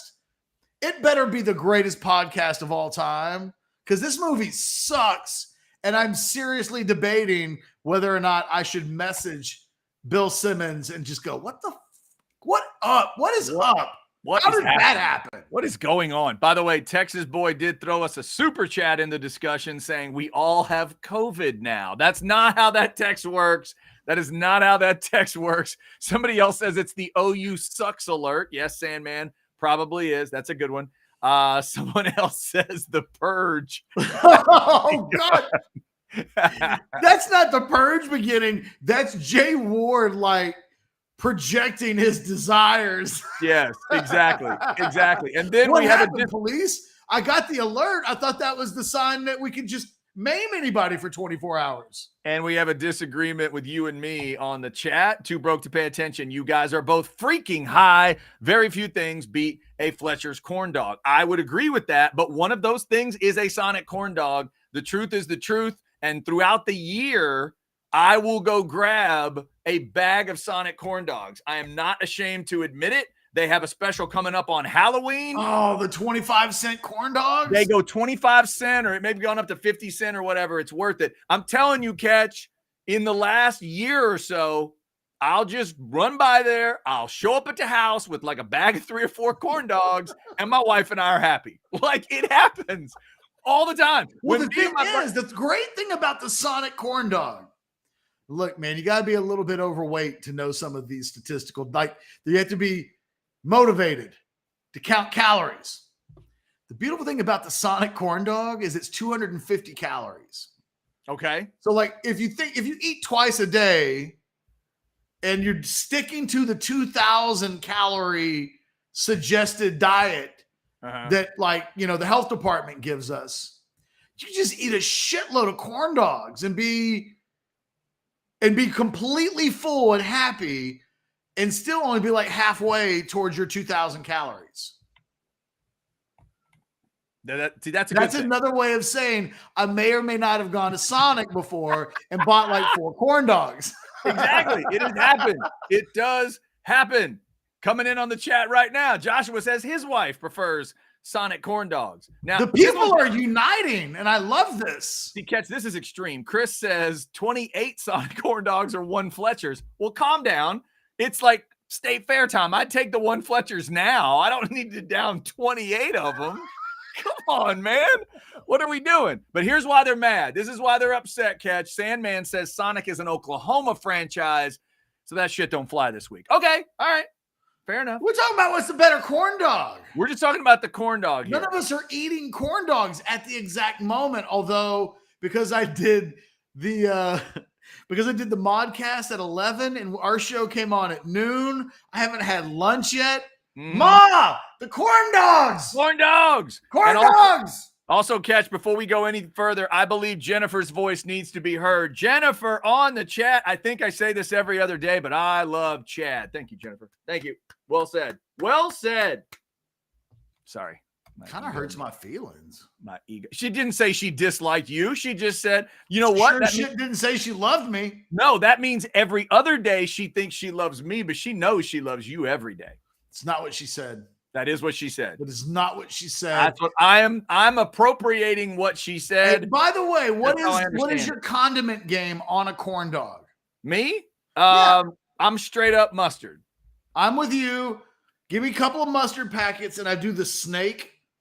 You know, I just all the way down the corn dog, I do a little squiggly line. I go snake, but only if I'm traveling. If I'm walking and I need to go corn dog beer, corn dog beverage, yes, I go snake. But the optimal way is I'm a puddle man. I like a puddle of mustard, need to be able to control what's happening. Dude, puddle of mustard, Sonic corn dog, Fletcher's corn dog, whatever it is, that's heaven to me. Your I puddle of love it. mustard dips straight in. Oh, you know what? You know what's better? The only thing better than that first dip of the corn dog into the mustard where you get perfect control of the crown of the corn dog. Oh, it's that second bite. Man. Do you eat the crusties when the thing's completely done and all you have left is the stick? Do you eat? Yeah. I do that. I do and I never do it with like another utensil. I gnaw it off myself. I gnaw that thing off. Absolutely. It's got to be the nastiest hard rock version of that for me not to eat it. I've spit some of those out. I mean, I've thrown some of those away, but I'm going to say like 85% of them in my life, I've eaten them. Colby's like ketchup for corn dogs, mustard on hot dogs. He's half right. I mean, mustard on hot dogs, yes. Now, I'll do ketchup on a corn dog. If you dare me to, I will, but I would prefer the mustard. There are times, occasionally, once out of like every 4 or 5 times, I'll do the double ketchup mustard squiggly lines together. Sure, I'll do that. But it's always mustard. It's never. Yeah, gotta have mustard. I'd rather eat it dry than just go ketchup on it. Yes, I agree. So yeah. I don't mind ketchup on it, but it needs to be the mustard. And if there is no mustard, just give me the corn dog. All right. And finally, buy or sell number 5. Yes, this is the longest buy or sell ever. I love it. It's weird that the corn dog section may be like the thing that everybody remembers from today's show. But then you're going to finish with a rabbit. Everybody had an answer for the corn dog. Of course. Buy or sell number 5. This is the bunny costume that I can buy for like, how much is this thing over here? He put my face on There's your face on it. Oh my God. For $84.99, I can get this bunny costume from costumes.com, and they actually have like big man costumes. Like, I don't have to worry that they built this thing for 155-pound like railroad worker. Yeah. So what do we think? What is it? Buy or sell? Buy it? Buy or sell? Should I buy the $84.99? At which point I then probably would look to see if I could buy some of the oversized glasses so that it could be like, okay, you know, this is the half-ass version of the Specs Rabbit. All right, Ketch, this is a sell. It's a very specific sell. Keep it up, Blake, as I'm about to say this. This is for people of a certain age.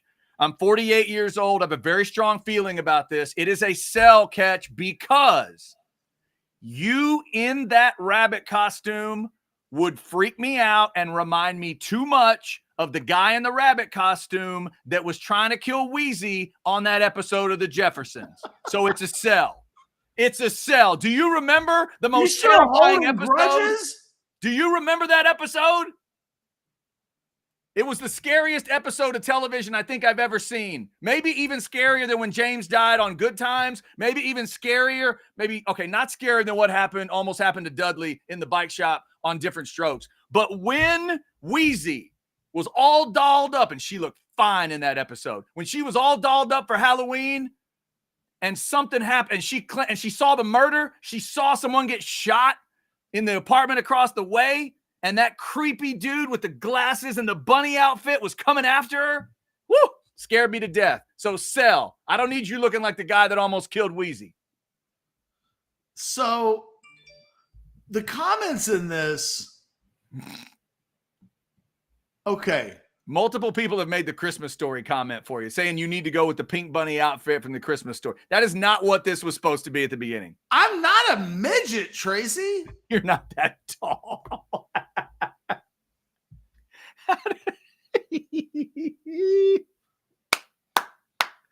I have had people back in the radio days. Somebody showed up to a remote once and said, "You sound taller."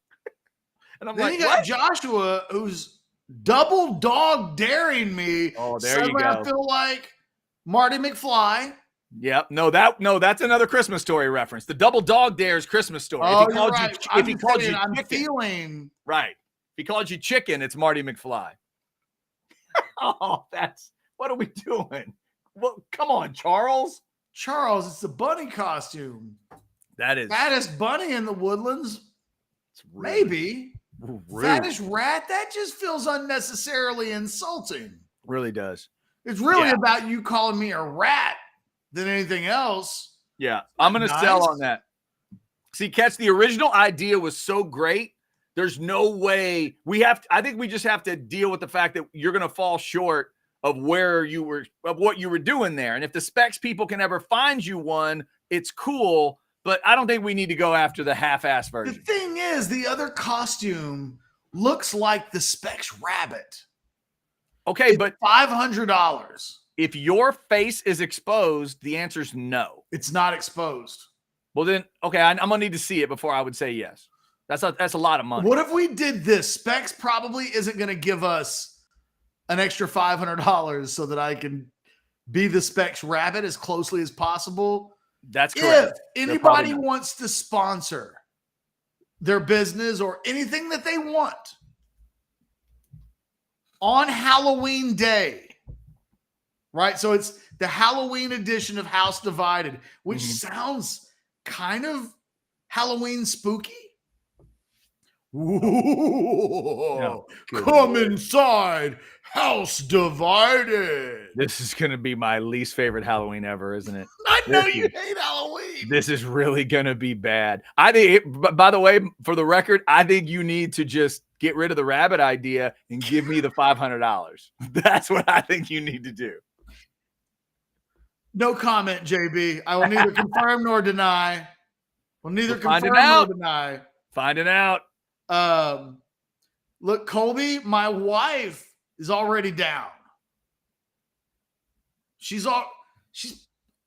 who do you think told the kids like your dad blah, blah, blah, blah, blah. I think if you're going to do it, it doesn't need to be a generic rabbit. I think you were going after the Specs rabbit. If you can't have the Specs rabbit, it needs to be a famous rabbit.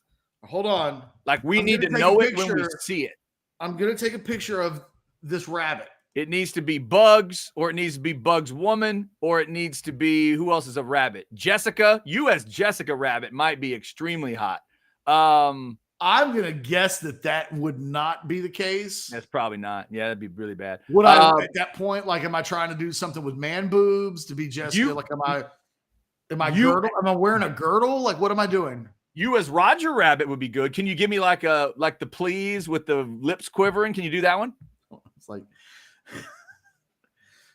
I feel like I can, but I'm smiling. So Yeah, it's tough. please, Eddie. No, it's That's good. not bad. That's not bad. Yeah. Don't I think we ask me should- how I know that. I've never seen that movie from beginning to end, but I know the Eddie part. Yeah, it's good enough to see once. I wonder if I would not be wore a the power. adult premium rabbit white costume, which I'm about to send to Blake. Okay. Blake can put this up on the screen. I feel like I would freak you the hell out if I wore this on Halloween. You probably would. Paxton, by the way, I will not be a Power Ranger, but I will discuss one of the Voltron folks. If you can get me the Voltron outfit. I love that as a kid. I was not a Power Ranger guy. I'm too old for that. Power Rangers just a cheap knockoff of Voltron. So we got Kenna, I know Oompa Loompas. I'm not an Oompa Loompa. Whoa! There we go. Yeah, that's terrifying. That's terrifying. If somebody wants to sponsor this thing that I potentially will do, That's $5. $446.99. Come on, man. Again, just give the money to me and wear normal clothes on Halloween. I love that Please. it says buy now, pay later, 4 interest-free payment installments, or $40.34 a month for shop pay. What are you I doing? might want to just pay the whole thing up front rather than be in a situation where my wife is like, what is this $40.34 that showed up on the bank statement? Hey, hey, Lester, it's time to go. Hey, hang on. Let's start the bidding, folks. Let's start the bidding. setting up my payment much for plan on the. Chad, Yeah. if someone gave you $500, would you dress up as a sheep? We'd have to really talk about a serious amount of money. How much to have Chad dress up as a sheep. Seriously. $100. Oh, it's got to be more than that. Come on. Doesn't have to be more I'm than feeling that. it out. Well, add a 0, and then we'll start talking. You need $1,000. Boy, I am a cheaper whore than you are. I'm just trying to get $1,000. You're just trying to get $1,000. Hey, I didn't say I would end at 1,000. See what happens, right? I didn't say it would end at 1,000, but I'm gonna start there. How about that? I'm gonna start at 1,000. I'm just saying, if anybody wants to sponsor their business, it wouldn't be this. Maybe the Specs Rabbit at that point. You know, maybe we'll make it like the Covert Ford Rabbit. I don't know. It would be you as the rabbit, and then you would just slowly raise up a sign that said like Bob's Pizza. Eat more chicken. I'm open to anything. Eddie's Tire Repair, and then just okay, that would be creepy. I might hold up a bunch of. It might be like Love Actually on Halloween. I have cards. That would be my creepy. Messages will be written down. Yeah, Teta, I just want to know, am I asking for too much? How about a $1,000 donation to a great charity? Is that asking too much? $1,000 for me to dress up as a sheep on Halloween. Paul says Tom G and El Presidente are fronting the money for the sheep suit. That's not outside the realm of possibilities when it's all said and done. Man, oh man. All right. So, buyers, that is I don't the even longest. know where to go from here. I don't either. No, I know exactly where to go because we will get to some Texas OU talk. I think you need to tell the folks about Prime Shrimp. I will tell you about. Look, it could be the Prime Shrimp Rabbit. It could be the Prime Shrimp. Tell them, Prime Shrimp Rabbit, about Prime Shrimp. How would the Prime Shrimp Rabbit tell us about Prime Shrimp? First thing he would tell you is there's no thawing out and there's no cleanup. Seriously, I'm about to just buy myself some right now. It comes in a little plastic bag. It's perfect for a meal, a sandwich, whatever you want it to be. They got garlic herb butter, New Orleans style barbecue shrimp, Cajun seasoned shrimp, French Quarter Alfredo shrimp. Bubba Gump would love the hell out of exactly what Prime Shrimp is offering up. It is the best of the shrimp world. And it's easily made in less than 10 minutes. That's it, Chad. 10 minutes. There you go. You don't have to thaw it out. You don't have to do it. 10 minutes, and it's tasty. Tasty. Use that QR code right now. 30% off all orders of 6+ packs. So, you know what happens is you get a pack of like New Orleans style barbecue shrimp, and it is like its own little order. If you order 6 of those, you'll get 30% off the whole order. It's the way to go. Use that QR code. Go to the website, primeshrimp.com. I'm on it right now. I haven't had lunch yet. I think, Chad, I want the Louisiana boiled Cajun shrimp. It sounds so good. It sounds tasty. The two that sound really good, the Alfredo sounds good to me. I got to try that. And then it's the second one, I think. What's the second one you said? The New Orleans style barbecue? Yep, those two. That does sound good too. Yeah, those are the two I want to try first. So shout out to Prime Shrimp. I've got to give them a try. Like Ketch always talks about, everybody loves some Prime Shrimp. We got good chats coming in and weird ones, of course. Stealth says, I did like the Johnny Walker, Cash Twins, Shipley, Gardere in the OU games. See, there's good names. All you have to do is hear the name and you know what they're talking about. Just that name gets you. What do you think it means excited if you're a big time player and you're never associated with this game? You just go through your entire career and there's not a game that's associated with you. We think about the best players in UT history. Most of them have a signature OU moment. Ricky may have the best. Oh, yeah. You know, the Doak Walker game, by the way, that is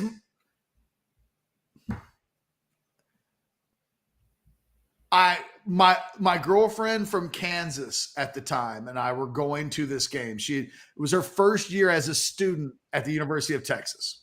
Mm-hmm. My car, someone had broken into my car And so I didn't have a driver's side window. And a cold front had blown in. This is of the 98 game. Mm-hmm. So that night, the plan was we were going to drive from Austin. We had tickets to go to the game, but the only way we could get there is if we took my car and drove the entire way down with the window down. Phew. So we were like, we're going to do it. It was, look, you know me, Chad. I wear shorts everywhere. It could be 20 degrees outside. I'm going to wear shorts. I don't care. It was so cold and miserable, but we gave it the old college try until my engine blew up in Georgetown. Oh, God. Didn't make it to the game.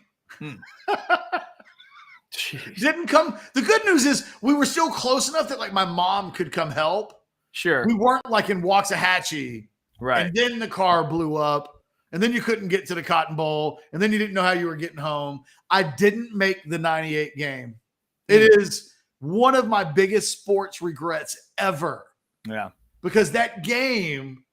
So again, back to the original question. What if you're Ricky Williams? And I guess maybe the real answer is, what if you're Roy Williams and you don't have an OU game memory? Right. In the case of Roy Williams, you answer the question by saying that name. The answer is because you didn't win it, right? I think there's a couple different answers. Sometimes it's that you didn't win the game, or I think it's that you could have been just a part of a blowout. Like whoever handed the ball to Quentin Griffin all those times, I don't even remember who it was, but it's not his game, you know? And then like Major Heisman winner named Josh Heupel, right? I think what was that him? I think maybe that is him. Yeah. So no, because that year Winky won the Heisman, right? So Heupel was the next year. Oh, Heupel never won the Heisman. What didn't White win the Heisman? Oh, it was White. I'm getting won the Heisman. Yeah. Crappy small quarterbacks confused. Right, exactly. But like, let's think about Major Applewhite in 98. Major throws a 97-yard touchdown pass in the Texas OU game. Hell, McGarity caught a 97-yard touchdown in this game, and it's neither one of their games. Neither of them. Yeah, but people remember McGarity for that play. Oh, yeah, it's true. That's true. You remember it. It's not the first thing that's on your mind, but you're talking about somebody that has nothing, that has a name but has nothing in the game. I mean, that to me would say either you were on the business end of a blowout, you never won the game, or maybe you were on a team that blew out the other, and then, you know, maybe you didn't have an impactful play or whatever. Like Quinn Ewers has got his game. Oh, yeah. Yeah. Even Xavier Worthy has his game. Yeah. Last year for me, I think of Ewers and Sanders right away, and then you can just go down that stat sheet and go, yep. I mean, 49-0. Jeez. I'd say there are a lot of Texas dudes on this team that need to make this their game. Because I think there's only 3 that right now, for that 49-0 ass kicking, those are the guys that are remembered for that game. You got to make a play on Saturday, man, so that people for the rest of your life can remember you for this game. Yeah, absolutely. Absolutely. By the way, back to the discussion of me wearing a sheep outfit. Donate it to the Texas One Fund. Now, that's a weird idea. What if the Orange Bloods live crowd agrees to donate a certain amount of money to the Texas One Fund for me to wear a sheep outfit on Halloween? That's a weird bunch of logic. That's not really why you're here. Yeah, I don't know. I don't think that's exactly, that doesn't feel like exactly what would work, but we appreciate you trying. And someone asking, is this house divided or furries united? That's well done. Well, I thought we were just talking about Texas OU. We moved on. Yes, we did. I'm sorry. That's me. I'm bringing back in the chat. I'll get rid of those chats. My bad. By the way, I have to read you. We don't have to do it right now because I don't literally have it queued up yet. But over on orangebloods.com today. Oh, hold on. Stop the presses. Yes. Kieran just jumped into my DMs. Really? I'm going to see what's up. Okay. Because he has an open invite. Yeah, I assumed of all the weeks that Kieran might want to get on and bow up a little bit, throw his shoulders back. It's this week. Kieran was high on the Longhorns going into the year. Certainly didn't change after Bama. can't be different now. He's got to be thinking this is an absolute blowout win for Texas. At Care Bear Kieran, if you haven't checked him out on Twitter, he's fantastic. Hold on, because it might happen today. Okay. He's the man on the scene. I'm assuming we'll find out if he'll be in Dallas. Will he get to do some of the famous interviews and on the scene reporting that he's become known for? Well, he says he's in Louisiana right now. Okay. Which indicated to me that he was telling me he couldn't do it. But then he said, what time are you guys recording, today or tomorrow? Tomorrow's kind of out. If he can do it today, we're going to sneak him in today. Okay. Because Kieran does need to come on this week. Absolutely. If he could do tomorrow at 2:20, we could do Brian Jones at 1:20. No, because we got Max Olson for 2:20. Oh, okay. Excellent. Now, I believe we have done a Kieran Max. Weirdly, I think we've done that exact 3 before on a show. Yeah, we could have Kieran jump in 12 o'clock hour, early one. We can figure it out. I'm giving him options. Beautiful. Beautiful. So we'll see what happens there. I have an NIL update. Okay. Something interesting has happened in the last 48 hours. All right. The NIL people at Texas are being wildly transparent. You know, I think for a while they didn't want people to know like the real status of what's going on with the fund. But now I think they're letting people know like exactly what's going on. And it's kind of wild to hear. Do you want it now? Sure. Because I found it up. Perfect time. We got about 14 minutes until the crap bag when you and all Longhorn fans will make fun of me mercilessly. But go ahead. Okay, so this comes from probably our like number. He's heavily involved. It's a Gave Horn, but you know, like he's involved with the Texas One Fund. He's like a volunteer ambassador, or I'm not exactly sure what the title is, but like he's heavily involved. Right. Do you mean agave horn? Yes. Okay. Just checking. But I don't. What's agave? Agave, like, you know, tequila. That is exactly. There you go. Just sounds a little cooler too. I think he might even own the tequila. Like that might be his business. I think we've arrived. There it is. Certainly sounds better than agave. I don't know what that is. Because if you look at it phonetically, right? Gave horn. Oh, I got you. Yeah, I know. But agave, sure. Yes. And I'm sure he appreciates you correcting it for the record. If he's going to be mentioned on the show, might as well get it right? Cheers to you, agave horn. Now, somebody asked, the question was that he's responding to, why should I give to the Texas NIL when I look on the field, everything looks good to me. Every time I get a recruiting update, everything looks good to me. Why should I do it? Agave Horn responded, this is a take that seems rational, and I hear from folks quite a bit and leads to the assumption that everything is taken care of with the football because we are landing some big recruits. But remember that no deals or agreements can be made with high school players. The recruits' families are doing their own research and due diligence, probably talking to kids on the team and getting a sense of what they might be able to earn at Texas via their NIL through Texas One Fund and traditional corporate endorsement. So basically, there is more and more liabilities and bills coming, and resources needed to be matched in anticipation of these upcoming needs. This is the part that was blinking for me, Chad. You ready? Yeah. We do not have an affordability problem. We have a participation problem. If we had thousands of folks involved and we were throwing 12 to 15 million at football annually and it wasn't working, we could all agree, but that's not the case. We have 600 monthly donors giving an average of $45 and a select few individuals covering the rest. I have had much more success talking with people individually and asking for help and moved away from NIL shaming, but it still boggles the mind. If you were told 10 years ago that Texas would be able to pay players for football, would you have believed we would be struggling to get people involved and with a top 3 team? No, hell no. I would never have believed it. There are ingredients in there that if we've been trying to walk through it for the last day or so, Ketch.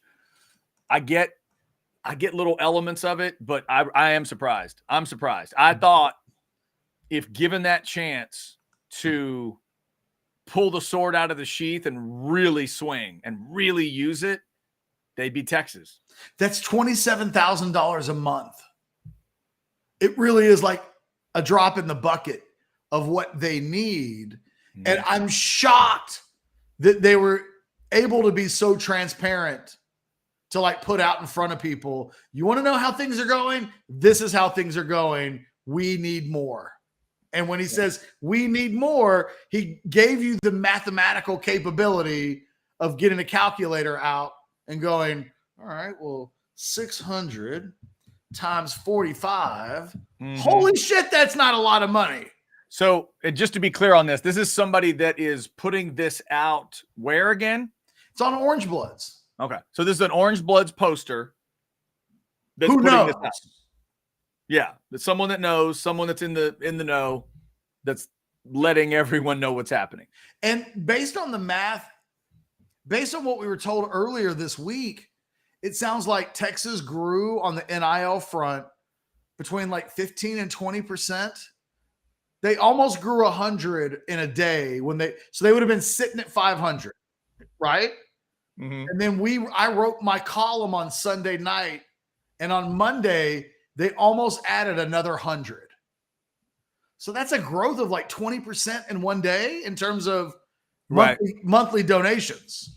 They added in one day 20% because I wrote a column in part. I can't probably go so far as to say I'm responsible chiefly for that, but it's largely responsible because every time we do one of these conversations about NIL, there's a spike. Texas has a participation problem and they've got an information problem. Yeah. Because I don't think people know this stuff.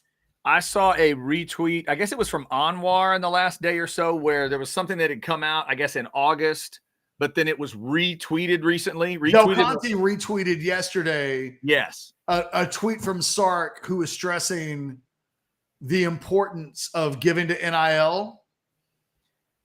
And here's what I don't understand.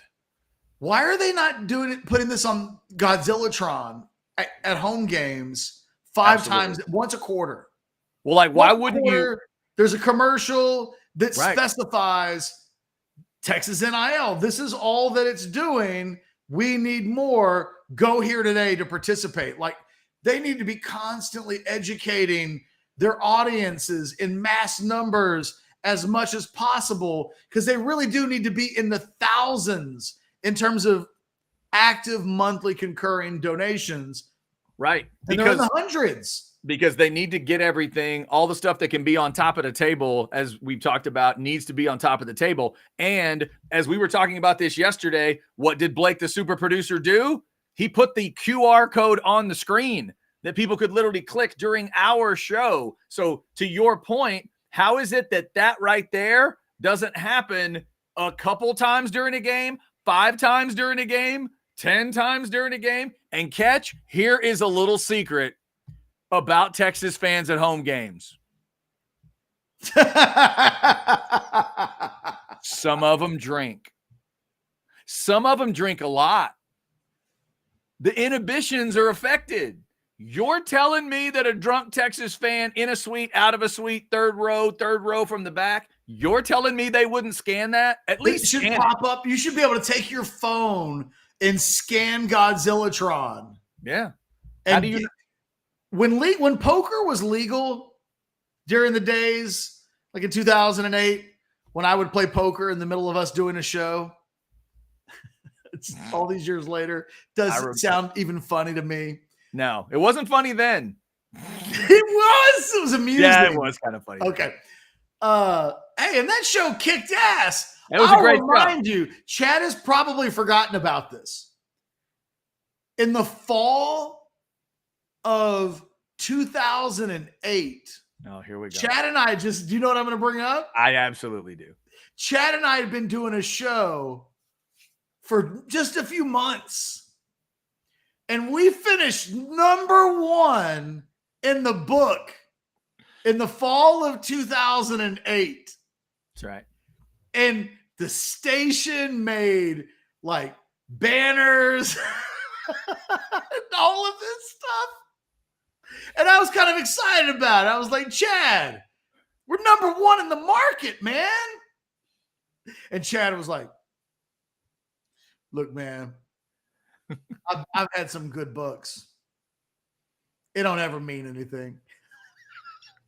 He's like, I have never gotten $1 more because we did good in the book ever. It's never happened.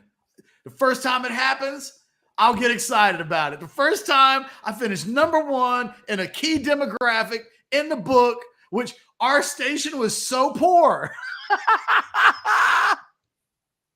This station eventually became the Horn. This station was so poor, it didn't even subscribe to the book. It didn't subscribe to the rating service. So it couldn't even legally claim. That's true. Our station technically couldn't legally brag about the fact that we finished. It was like men 25 to 54. Yeah, it was an important demographic too. Yeah, it wasn't just men. And it was a statistical anomaly. It made us question how the numbers are compiled in the first place, because we went from like 1st to 10th the next time there was a book. But we did finish number 1 in the book. It was basically the episode of Seinfeld where Marissa Tomei was interested in George and he was trying to figure out why. That's basically what it was. You're like, well, this is really cool, but there has to be some reason. And yeah, that's basically it. That's what it was. Oh, that is what it was. I don't even know what made me think of that. What were we just talking about? I don't know. Now I'm trying to trace back to where it was and what we were discussing. Back in 2008. I have not heard back from Kieran. So yes. We were doing that thing where like we were chatting and he sent me a message at 1:44 and I sent him a message at 1:45 and I haven't heard back from him again. Yeah. He is in Louisiana this week. I don't know what that means, but it sounds like it means he's busy. So we were talking about the NIL stuff and fans jumping in to NIL or whatever. But what I was saying, like whenever there were whenever online poker was legal. There it was. Yep. The most amount of money that anybody ever put into online poker occurred when they got home from drinking. Of course. It was like, I'm drunk and I'm bored. And what should I do with my money where I could just give it away? And it always went to online poker. I think you're right. Yeah. If you're putting the QR code up that we just put up, and there's 100,000 people in the stadium. Right. And you run that commercial once a quarter. And every time you run it like at all the concession stands, like all of the monitors in the entire building put up that. People have been drinking. It's on. It's on. Here's the other thing, Ketch. They need to just start connect. It's got to connect all the way down. So Texas fans, I think, there's a perception, every fan base does, but Texas fans have a perception that, Matthew's got a lot of money and he might have given it to different things. Probably true, right? Different guys, former players, famous people, all the people that you'd list off, lawyers and all these things. But they've got to get it connected throughout the sort of that bottom level of the normal fan. They need to create this idea where Matthew, Ricky, Earl, Vince are reaching out to the people and giving them easy ways to do it. So it basically needs to become, it's called the Texas One Fund, but it needs to be thought of as like a GoFundMe, right? This is needed. We're going to raise some money. Why? Somebody needs an operation. Somebody needs this. Somebody got kicked out of their house, whatever it is. And you galvanize. So not just in the stadium, Ketch, but what about all along Bevo Boulevard? You need banners, little signs that say whatever it is. Be a part of it. Be a part of Texas. Texas One Fund. Be the one. There it is. It's the Texas One Fund. You be the one. Me be the one for what? You be the one to donate whatever you can. Bam. That's it, right? You I'm scan it. I'm donating $50 on the way in, and I feel like I've helped out. And if 50,000 people do that, then the math starts to work. I'm going to read this to you. Okay. And then I just want whatever pops into your brain, okay? Okay. South End Zone Queen, the queen of the show, says, Ketch, I'll have you know I signed up for a monthly donation thanks to you, even though I've given 6 figures to the South End Zone. Wow. Okay. There are a lot of things going on right there. Number one, clearly she is worthy of being the queen of House Divided. Secondly, the name South End Zone Queen sounds deserved. It makes total sense now. That sounds deserved. And I'm really feeling good for the South End Zone Queen Corey Mose relationship in terms of what it could mean for Corey Mose and the crew that the Queen hangs out with. I think, look, she's spoken for. No, It's about being a friend. You know, the crew. That's what I'm saying. The crew she but hangs her out crew with can't be poor. That's what I'm saying. She said, how many deep was it yesterday? 12 deep? She rolls 12 deep. 12 deep. There you go. So she rolls 12 deep. Some of her friends, you know, she's got that one friend that's probably beautiful, but like, I don't know, weirdly socially quirky. Mhm. So whatever reason, like she doesn't have a significant other. We're going to get Corey Mose, and then he's going to be connected to the windfall. My first thought, I don't even know if I'm allowed to say this, Chad. You're probably not. Giving a 6-figure, if a good-looking woman, which South End Zone Queen is, giving 6 figures to a football end zone development makes her hotter. Makes her hotter to football fans, yeah.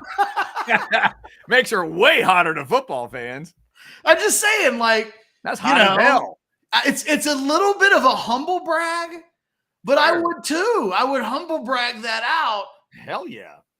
Well Absolutely. done, South End Zone Queen. Well, that's a complex thing, Ketch, because yes, there are going to be South End Zone Queens out there and other folks like her at her level, let's say, that they've helped out in a certain way, but then you're saying, okay, this is a different way you can help. That's another thing I think CDC and SARC need to be clear on is, yes, you have written us a check for this, and you want to be careful. You're not begging too much, but you still might ask. That's tough. I'm sorry. Put it up again. My bad. I missed it. I'm putting it back up. South End Zone Queen gonna get so many unwanted DMs now. Yeah, probably right, Paul. You're probably right. Guys, don't waste your time. I'm just saying, Yeah. you know, if you see South End Zone Queen out at a tailgate, she's important.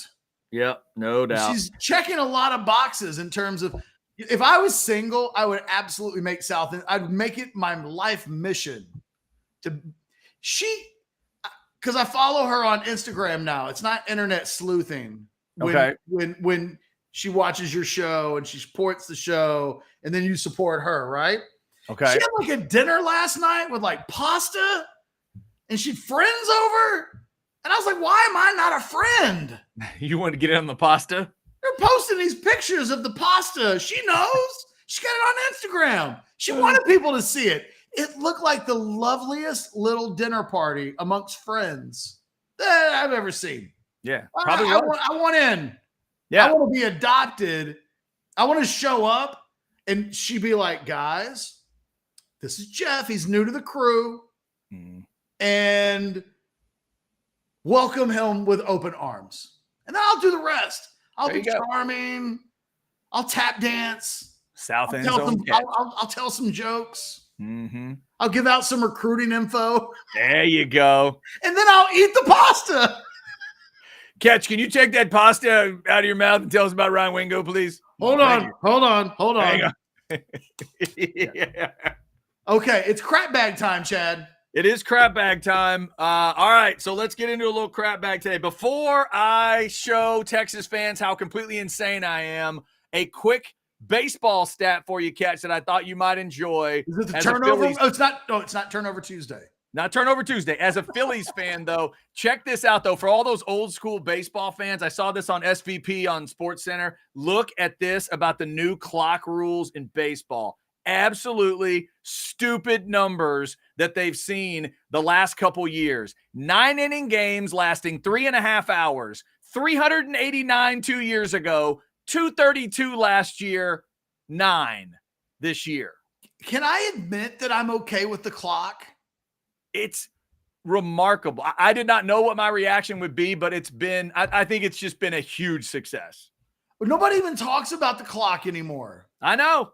Yeah. It's in less than a season, it's woven its way into the fabric of the sport. It's made it better. I give Major League Baseball credit. That was ballsy. It was. Yeah, it was. And they get ripped on for being, I've done it over the years, saying they're too analog. They're not digital enough. But some of these things they've come up with are great. That was a great move. I think the little 3-game set in the wild card was a good move. I like the feel of that to get into the playoffs. So there's a lot of little things they've done, I think, that make a lot of sense. So baseball continues. Rangers and Rays getting at it here in just a couple of minutes as they'll get started.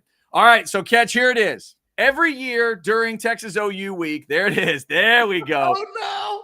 I feel like. Hold on. Before you do this. Yes. I just want to warn everybody in advance. Mm-hmm. The opinions expressed in the next 5 minutes are Chad Hastings and Chad Hastings alone. They do not represent Orange Bloods Live. That's correct. Or me. Or Blake, just Chad. That's right. That's what the crap bag is really for. The crap bag was created. The crap bag actually continues in its current form, just like it was in its first form, which was I was doing a show with someone who kind of got tired of my crap sometimes and thought, please just put it all in one spot. You do your shit, and then we'll do the show. And that's kind of what it still is. All right, so here we go. No, that's the purpose that it kind of serves, because sometimes you just got to have, a way to get it out.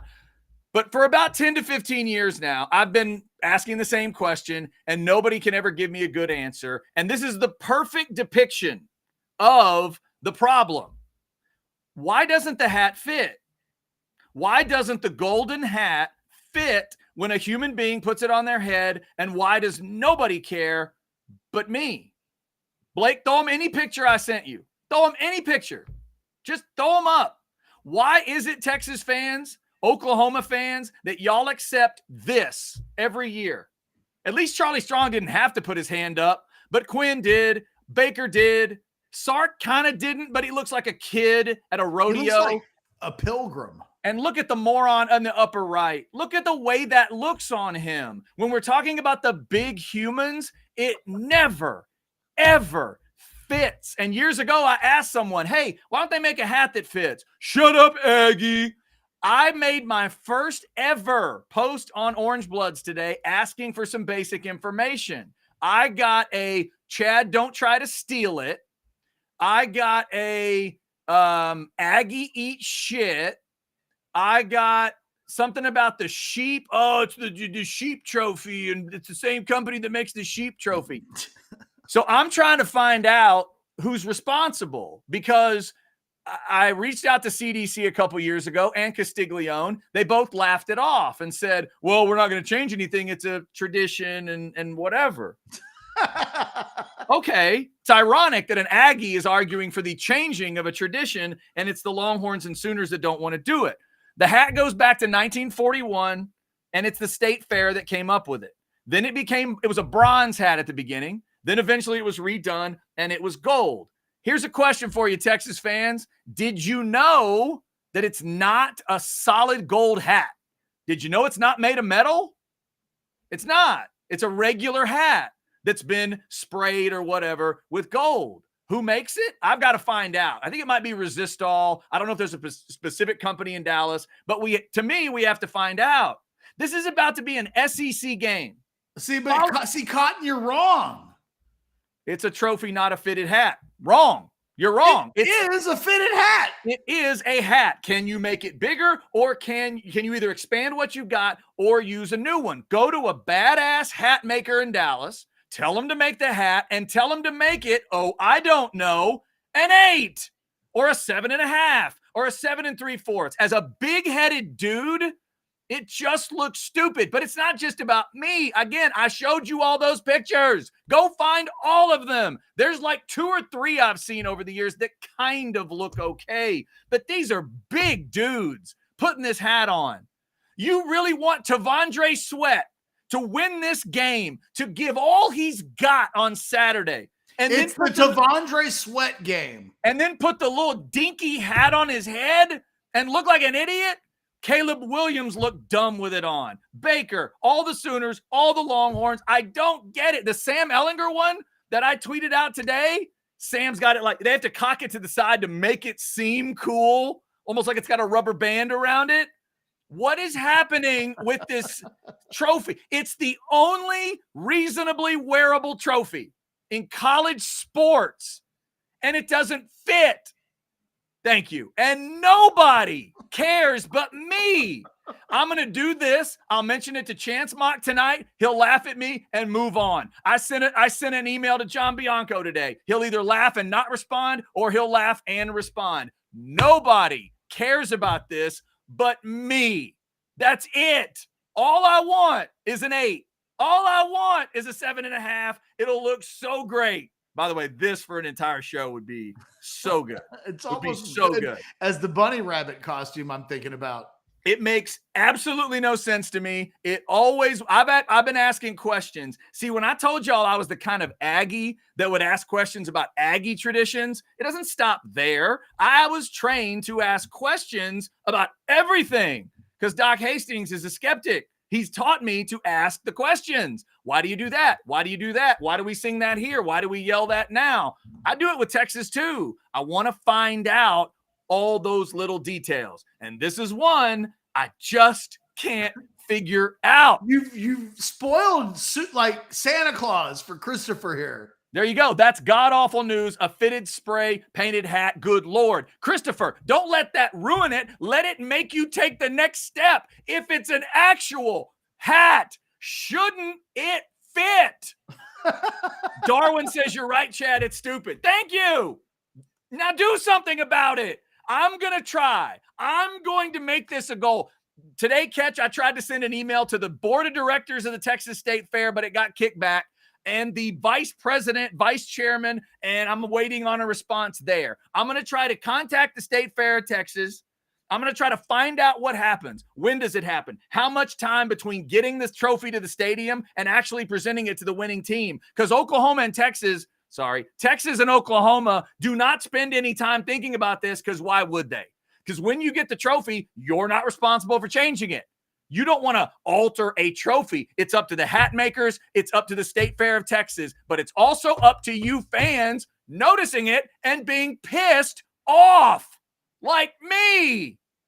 I just need a second or third person to even kind of care. Look, what a nerd. What a nerd. Yeah, what a nerd to want Colt McCoy to put on the hat that represents kicking OU's ass and for it to actually fit his head. Why is that so insane? I feel like I'm taking crazy pills. All right, now I'm done. Been there. Now I'm done.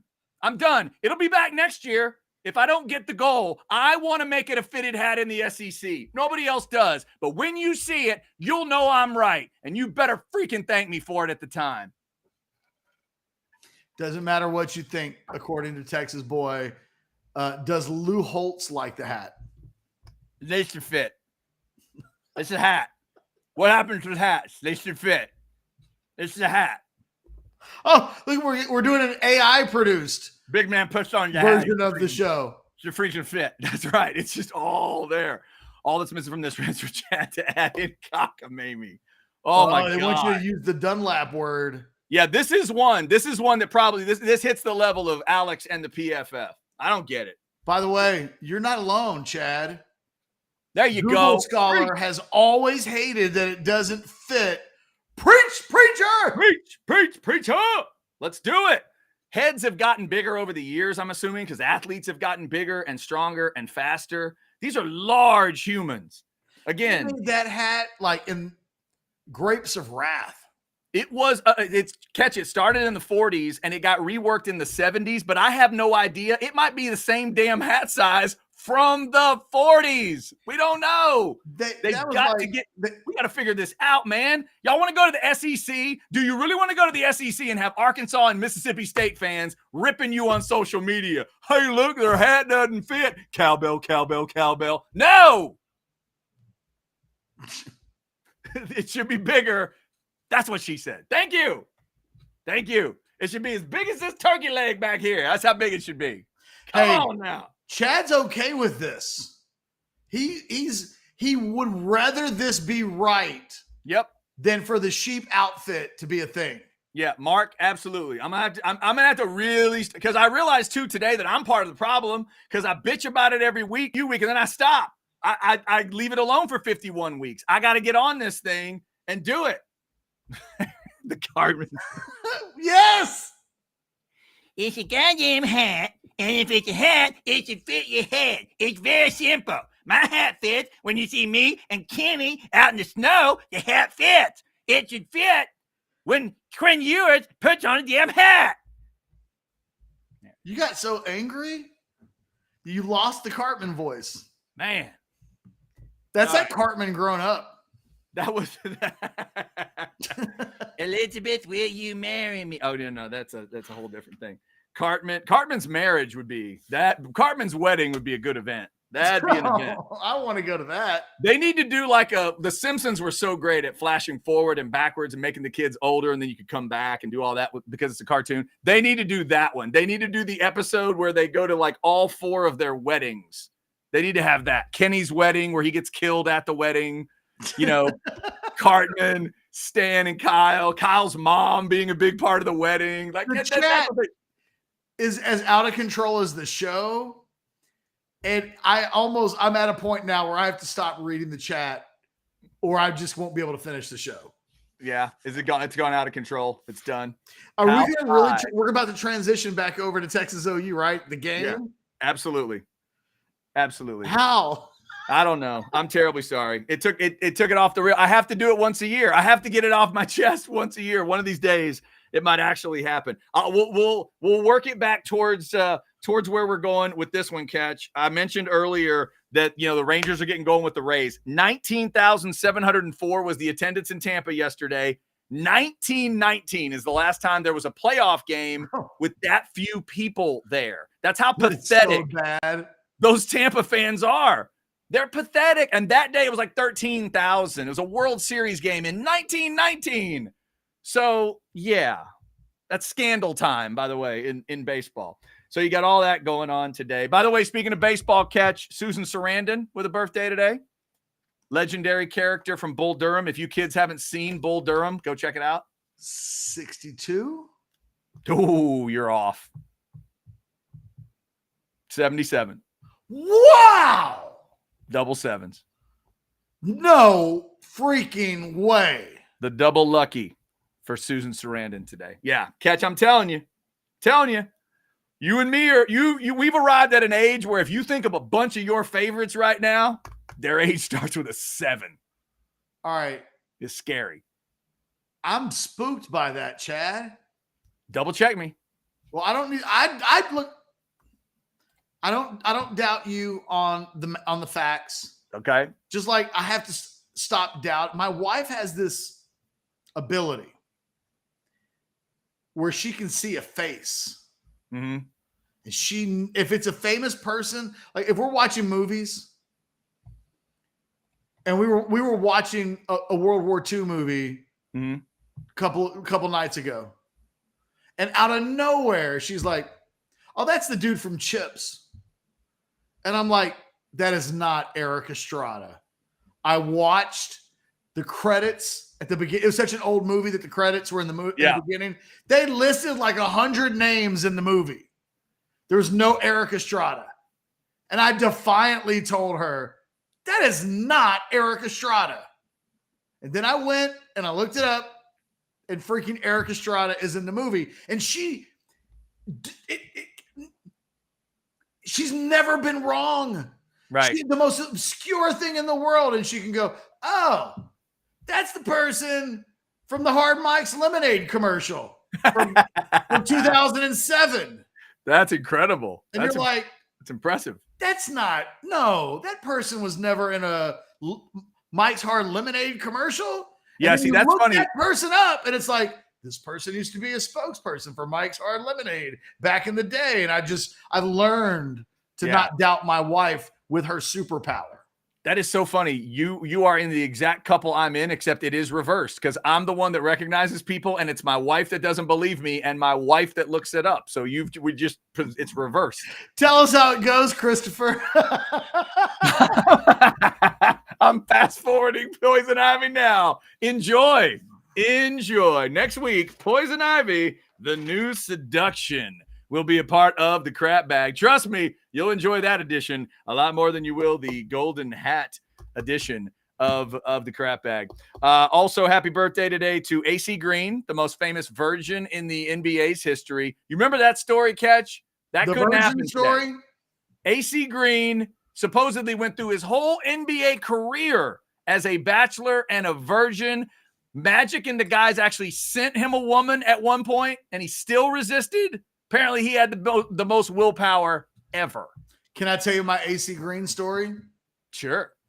Driving through the Austin airport, for some reason, in like 1993 or 1994, AC Green was at the Austin airport. And me and a buddy of mine drove right past him. And it was as clear as day. Holy crap, that's AC Green. And my friend rolled the window down. No. And just yelled at him, "Get some ass, AC!" That's fantastic. And we drove away. Get some ass. By the way, AC. I see in the chat someone asked about the movie. It was Midway. He was in Midway. He was in Midway. Okay. He was in Midway. How about that? Crazy. And yes, way, Darwin, he did have the Jerry curl. Yeah. Like I said, we saw AC Green, and Great we knew Jerry curl. immediately that it was AC Green. Yes. Yeah, badass Curl Jerry was curl going strong. on AC. By the way, AC Green, old school. Remember where he played college? This one I didn't remember. No idea. Oregon State. I would not have guessed that. Yeah, same as Gary Payton. Alicia Silverstone is And 40. Reggie Tongue. What's that? Reggie Tongue, And Reggie Tongue, NFL okay. player. Hey. Reggie, in case you kids never put it together, Reggie Tongue's a Beaver. There you go. Well done. Well done. And so is Chad Johnson. Chad Johnson's a Beaver, in case you need that. Alicia Silverstone is 47 today for you clueless fans. And Mike Williams, the guy who went to Clemson and now plays for the Chargers with the ACL that he's dealing with, he is 29. Wait, are we still doing crap bag? Still got time, Mike Williams. Get better. Yes, we are. But I'm done now. This All has right. been some show, Chad. It really has. It really has been that incoming sports talk on House Divided.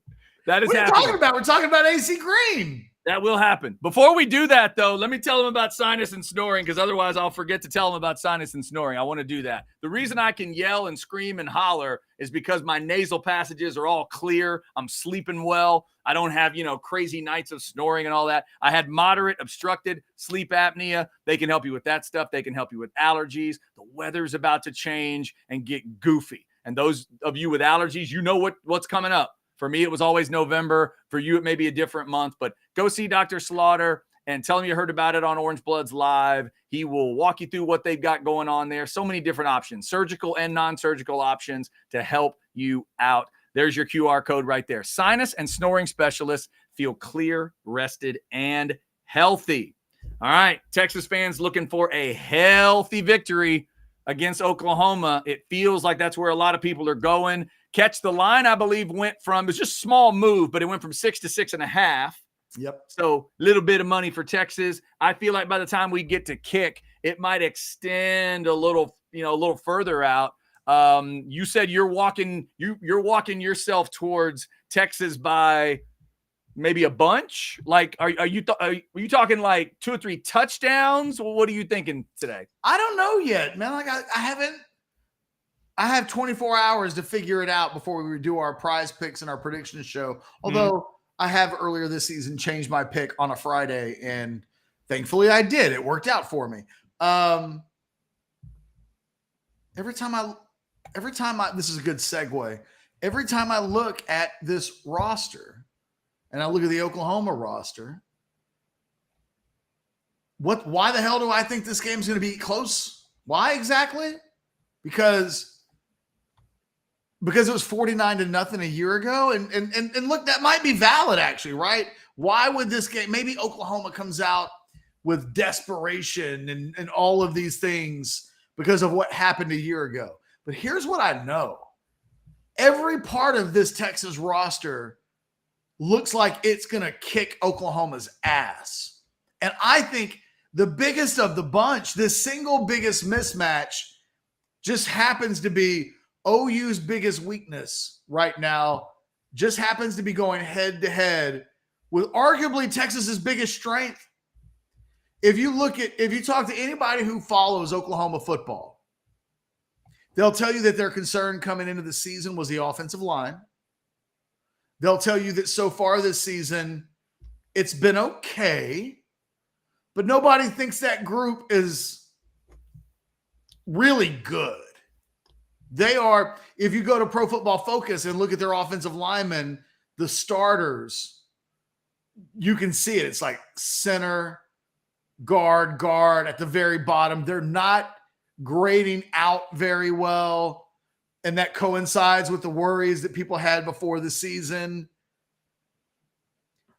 And Texas is bringing an interior of the defensive line to the table that legitimately might be the best in college football right now. I don't know that there's a pair of tackles anywhere in the country that's playing as well as T'Vondre Sweat and Byron Murphy. And then you're constantly rotating in guys that can be fresh and make plays. We've seen Vernon Broughton do it. We know that Alfred Collins has the ability, but more than anything else, it is Murphy and Sweat.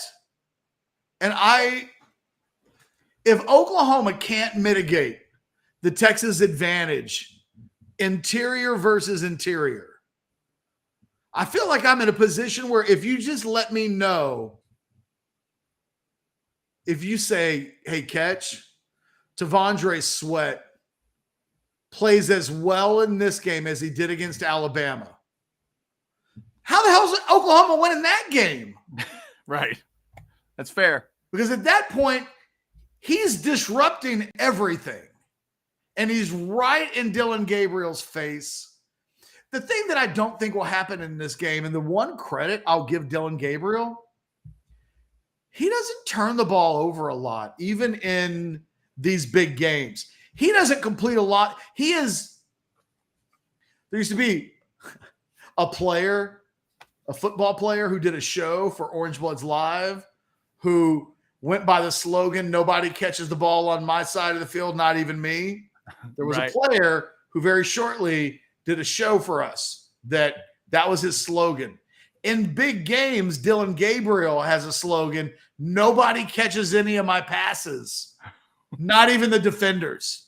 And, you know, he's like a 54% completion guy in the biggest games of his career. When you take the 6 biggest games and you average them out, like that's who he is. If T'Vondre Sweat's in his face all game long, if that area is one that Texas on paper, it looks like a major advantage for Texas. Yeah. If that plays out during the game, it will just take something completely bonkers because Texas is going to score some points. Yeah. Iowa State scored some points. They did. And on big chunk plays too. That's what jumps out to you the early part of that game. Forget that Iowa State ended with 20. Go watch how they got the 20. I mean, big hunks catch right in the middle of the field. Just dudes running free. They worked on it. They fixed it. But I watched it and I thought, man, if they let Texas do that a couple of times, I don't think they'll be able to stop it like they eventually stopped it against Iowa State. I don't know what my prediction yet is because I've told myself all year that I thought this year's game would be a little closer. But the data, the history, and constantly looking at these two teams side by side, I don't know. I don't know yet what the final deficit will be. But man, it feels like an ass kicking is coming. And I don't say that often. Right. I can't remember the last time, maybe 2009, when I was like, oh, Texas is about to go in against Oklahoma and kick their ass. And it's happened. It happened in 2013. It happened in 2015. Obviously, it happened last year. But there have been games where Texas out-physicaled Oklahoma when they weren't about being physical, right? It was like stunning to see the Mac Brown team in 2013 win that game. Mhm. They mauled Oklahoma. Yeah. It was like, how? Who? What? Huh? Yeah. Two different, like 120-yard running backs. I think is what it was that day. It was crazy. Physically mauled them. But before the game, you wouldn't have caught me dead saying Texas is going to come in here and whip them physically. Yeah. Even But if you in go this back game, it Right. could absolutely happen. It probably should happen. Texas will be underperforming if it doesn't happen. Yeah, that's what's weird about this game, too. You could be a year off of some of those crazy ones. First off, in the years of 63-14, 65-13, 45-12 Texas, 49-0 last year, if we go back and listen to all the lead up, you're probably not going to hear those predictions. But even the year after Ketch, you're not hearing those predictions. By the way, Opinion Sports Show, yes, the 2009 game was a 3-point game. So I was wrong. But what I'm saying is you might have to go back to 2009 to hear me say what I'm saying in 2023. Right. Now, your point is not a bad one in that the 2009 game was a 3-point game. It shows, Oklahoma that day got into a good fist fight with Texas. But that was a national championship game participating Texas against, what was OU that year? Like 7-5? They didn't have Sam Bradford for almost the entire season. Right. It wasn't a good Oklahoma team, which is why you would have said that. I'm saying it's been a long time since I've said what I'm saying about this game. Yeah, 8-5 with a bowl win. Yes, they were 7-5, won a bowl game, went 8-5. Yep. And their most competitive moment that season, because they weren't ranked going into that game against Texas. That was like Texas number 2 in the country against an Oklahoma team that starts the year off getting their ass kicked by BYU. They lose Bradford in that game. Anyway, sorry for the 14-year-old history lesson. For those of you who are so young, you're like, what's 2009, Dad? What happened? But by the way, Ketch, I do not remember this game, but on November 14th of that year, they beat A&M 65-10. Good grief. What in the world?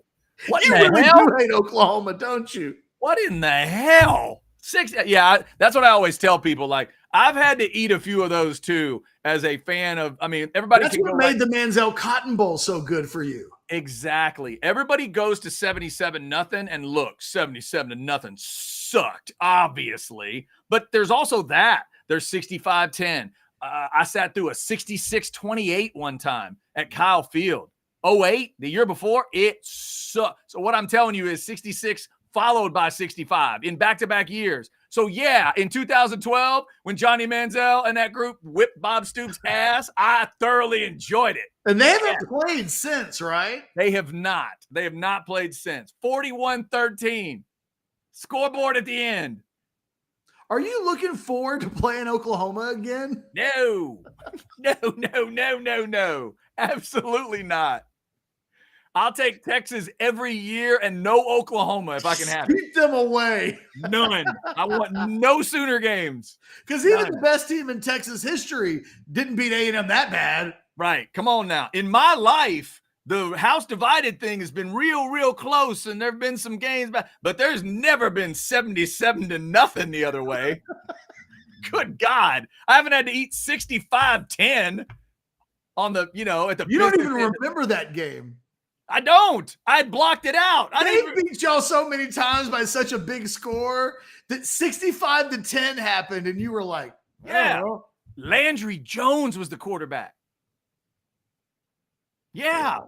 Apparently, I didn't even remember it, but I just saw Jones. Like, Landry Jones? You got PTSD, man. Like, it's buried deep inside there. It is. Yeah. Oh, my God. I'd totally forgotten. So it's crazy. So, yes, there's extra reasons. Every year, somebody will ask me, Chad, who do you root for when Texas plays Oklahoma? Texas. Every time. Every time. I don't know what happened, but this is funny. Sandman, he isn't named the Fact Sports Show, just opinion. Okay, there it is. Just the opinion. No. Opinion Sports Show had a fact. They kind of misheard what you said. You were right, and the Opinion Sports Show was right. They thought you were talking about the result of the game. You were talking about your prediction for a game. I just like the comment. It was funny. Yeah. So what do you think happens more often? Is it the predictions of blowouts and we get close games, or is it the prediction of close games and we get blowouts? It's definitely the latter, man. Because in every game that Oklahoma ever destroyed Texas during those Bob Stoops years, it was always supposed to be the year Texas changed that shit. Right. You know, the 2000 game was an ambush. Absolute ambush. Texas wasn't ready. The weather sucked. Oklahoma beat them down. But then in the ones that happened after that, Texas was supposed to be like above that. Absolutely. In 2003, they were both like top 5, top 10 teams. So you always would go in and say, well, it's going to be a closer game this year. And even if you thought, well, Texas isn't going to win, nobody ever thought, believe me, when I had lunch with Chance Mock 48 hours before the 2003 game, neither one of us were thinking it's going to be one of them 60-something games. Yeah, right. So it was always the other way. Yeah, I agree. And there's obviously, like Mac Brown ended up eating like 3 of the worst ever in this series. Those 2 60-somethings, and then there was like a 55-17, I want to say, that was in there that kind of gets forgotten, but it was brutal as well the other way. So then, knowing that, Ketch, should you and I both just predict, 34-31 this week?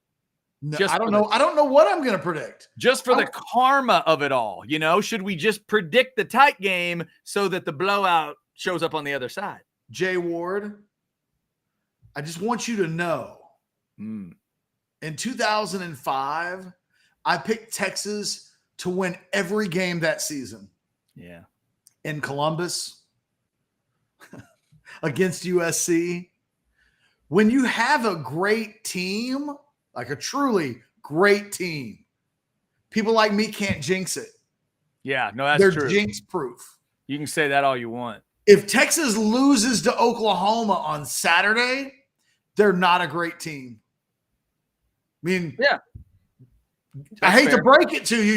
You can point to goddamn Athletic. They wrote that article. It was too nice about Texas. It got in their heads. They were jinx proof.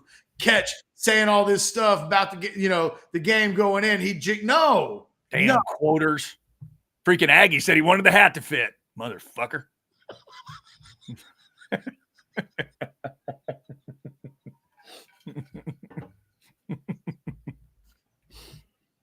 I'm so completely unprepared for that. But it's true. No, man, there's no jinx in this. Texas is the number 3 team in the country. Almost everybody in the Specs chat right now believes that Texas is they think number 3 is underranked. Right. And there's an argument, by the way. There's an argument for both of those 2 slots to be theirs if they. But if Texas goes into a game with all this going for it and they lose, they didn't get jinxed. No. They pooped on themselves. They vomited spaghetti on their mom's spaghetti on their T-shirt. It is a Texas issue if they lose. It is not a jinx. I've jinxed teams before. Trust me. I know what it looks like to jinx a team. Mm-hmm. In 2006, I went on the radio in Houston Yes. and guaranteed Oh no. Sheriff Buford T. Justice style that Texas would beat A&M by 28 or more. Didn't happen. No.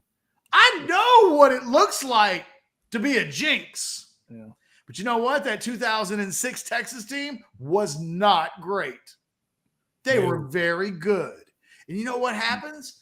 You can go a little too far talking about very good teams.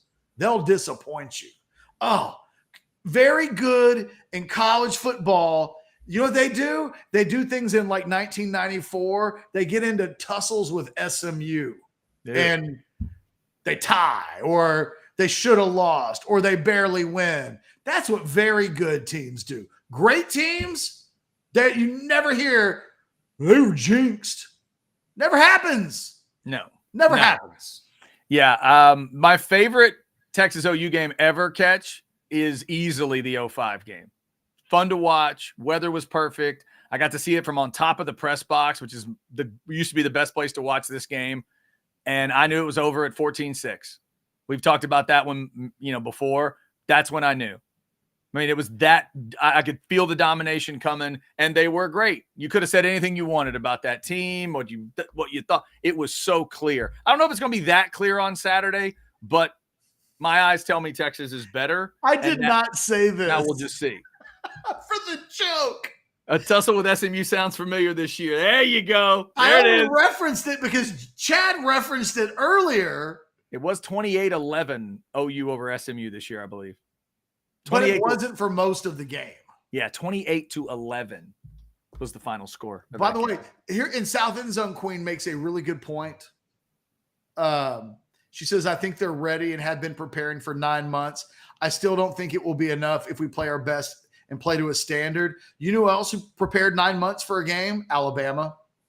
I mean, Alabama prepared 9 months for that Texas game. Sure.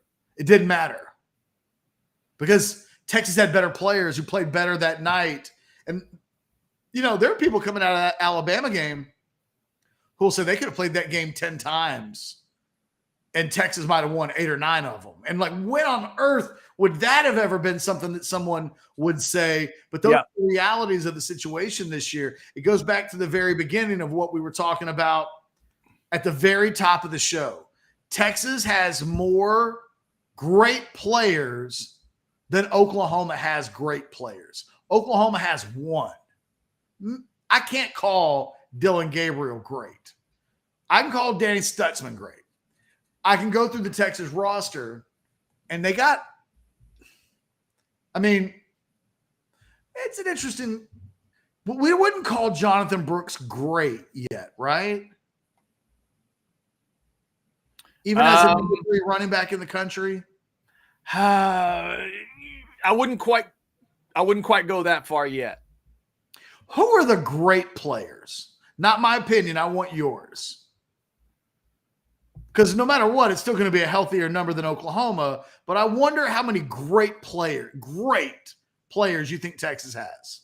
All right, great players. If everybody's healthy, great players. Worthy, Sanders, Ford, Sweat. Right now, Murphy. Mitchell. I'd call him great right now. That's 6. Jones, Banks. So we're almost up to 10. That's 8 guys right there. That's what I'm talking about. Yeah, that's 8. And we certainly couldn't. We're not getting close to 8. Even if you wanted to say Stoops was great, even if you wanted to say the safety is great, it's 3. And you said yesterday 3 guys could start for Texas. And nobody's really saying that like Drake Stoops is great. Right, and that's why I asked that question earlier. Do Oklahoma fans, would they really argue it? We didn't have any Oklahoma fans jumping in the Specs chat today and really going after it. I think this is going to be one of those games, Ketch, where you can feel it before the game. Sometimes, and seeing both these fan bases get together in Dallas is a truly unique experience. If you've ever done it, or excuse me, if you've ever not done it and you're a part of either group, please, you need to do it. But if you're like me and you've you really love a good sociological, scientific sports experiment, you need to go hang in Dallas for October that weekend. It's incredible to watch. But sometimes, Ketch, these two groups get together, and one group will be, even on Friday night, they'll be overly honest if you catch them in the right moment. They'll have that drink. We all know what the drink is, right? For me, it's the third drink. Once the third drink is served, look out. So right in the middle of that drink, you catch a Sooner fan at the right moment this Friday night. I think they're going to tell you, hey, man, this could get out of whack. Just like there were years where Texas fans weren't trusting Mac Brown and weren't trusting what it looked like, and they might tell you, man, I don't know. Sometimes I felt that way about Charlie's win in 2015. I can remember having a conversation, Chad, with Anwar that morning, and it was like, they're going to get killed. And that's why I think there's a danger to it on the other side, because you're absolutely right. I had Texas fans walking up to me in 13 and 15, both saying, ain't no way in hell I'd bet the whole mortgage, blah, blah, blah. And then the next day, it's like found money, right? It's just like a found bag of money. So I think that's what it is. You'll go into that Friday night pushing hard that other way, because deep down, you know you should get beat. But, man, if you can get it, if Oklahoma fans can get this one on Saturday. I will never hear the end of it. Holy hell. You want to talk about upside down Longhorns and just the most vile. Monday, Chad, our show, The Chat, will be so full of Sooners. Brutal. Should they pull it out? It'll be brutal, because one of the great traditions of this game, Ketch, that I love, the greatest unwritten rule of this game is that the winners get Dallas. It's the greatest part of the game to me that's outside the game. There's an understanding that as many of the fans of the losing team as can get out of town, leave Dallas as soon as you can do it, the winners get to party. That's one of the coolest things about this. If those Sooners get to hang in Dallas this Saturday night, because they knocked off the number 3 team and all this discussion, Longhorn fans are going to be back in Austin at warp speed, and the Sooners might stay for a week. First of all, volleyball player Carrie Spears does commit to Texas. There you go. What was it down to? I don't know. Don't know? Okay. I wasn't following that recruitment. I'm going to say Stanford. I'm going to say she picked Texas over Stanford and Nebraska and Penn State. But it happened. Boom. And I see it on there. So she was the sophomore national player of the year. She's from Prestonwood Christian. Oh, nice. Prestonwood Christian. Carrie Spears. Good name, too. Good name for a volleyball player, Spears. Absolutely. Feels right, doesn't it? 6'3". Okay. That'll help. There are sports where height matters, Ketch. That's one of them. That is one of them. JW says Ketch smoke. By the way, hold on. Where is it at? There was one that was funny. Let me find the comment. Okay. This is Opinion Sports Show's favorite, best comment in the chat ever. Oh, yeah. Be all over the chat if Opinion Sports Show is going to send us a chat every minute on Monday. He might even super chat like, hey, acknowledge me, bitches. Oh, absolutely. Whatever the score is, whatever the OU, the combined score, they'll be sending that. Like if OU wins, 32-30, $32 super chat, $30 super chat all day. JW says Ketch smoking again. What did I say? I don't know. But I know this.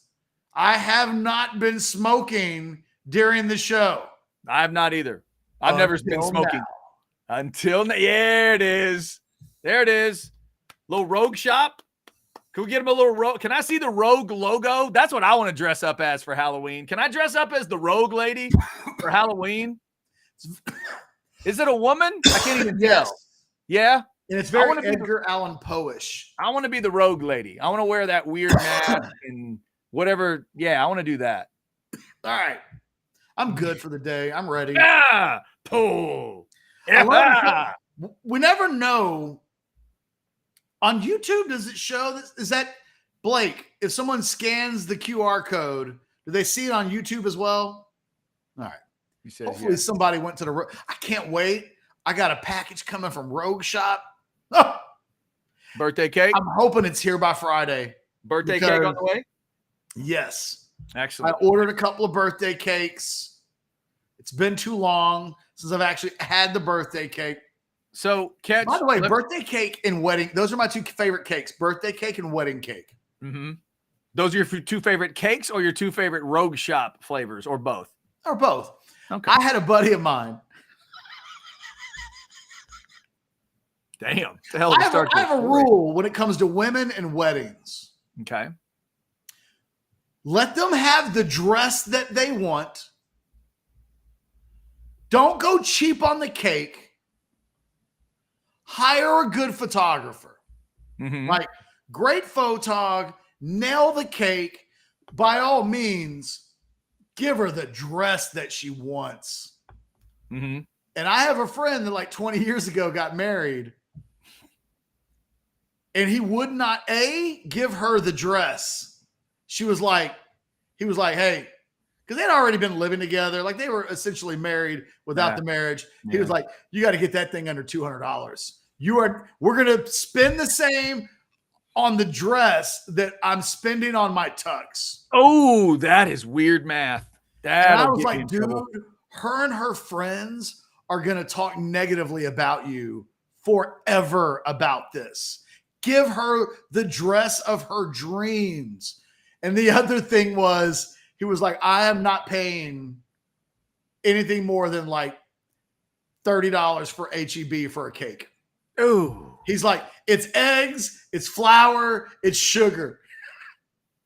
Dang. And I was like, again, if you don't give this woman her cake, when she gets mad at you in 15 years, yeah, and she starts talking to one of her friends about, and bread man, you know what I'm talking about, I'm calling it out.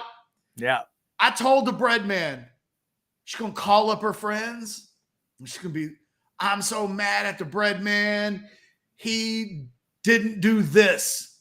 And her friend is going to go, well, that cheap motherfucker wouldn't buy you a cake. Like, it's always going to be a thing. Did they at least have good bread at the wedding? Like, did he at least hook that up? Good bread? He's the bread man. Oh, yeah, they had the bread covered. I'm assuming, right? So, by the way, that was his thing. He was like, why don't I just get some honey buns from the back of the truck? Oh my God, I would love to go to a wedding where they served honey buns. And you know what? It sounds awesome, doesn't it? Yeah, to me, because I'm a guy. Okay, so Ketch, here is let me give you why you're dead on. I've now been happily married over 20 years. There are parts of the experience that were wonderfully like low cost, wonderfully, frugal, right? I'm a guy that had a couple of kegs and box wine at my wedding. That's a real thing that happened, right? If I told everybody what I paid for my wife's first engagement ring and wedding ring combo, you would be so impressed, but it's not a big number, right? But the photographer was paid for. She got the dress she wanted. And what was your other one? Oh, and the cake. And the cake was badass. The cake was like made by this awesome lady that was known for making cakes, and she researched it and whatever. Everything laid out perfectly on those three. So I did what you said. So what we did for my wedding, we had it at the Driscoll. I feel so bad because my wife's mom paid for the wedding. Like she paid for it. Yeah, it was a nice wedding. I was there. We looked at a lot of places, mm-hmm. and it was like, I don't like these places. Like, I don't want to say some of the places that we looked at, but we looked at like a place on campus as well. At the time, she was the president of the Houston, Texas chapter.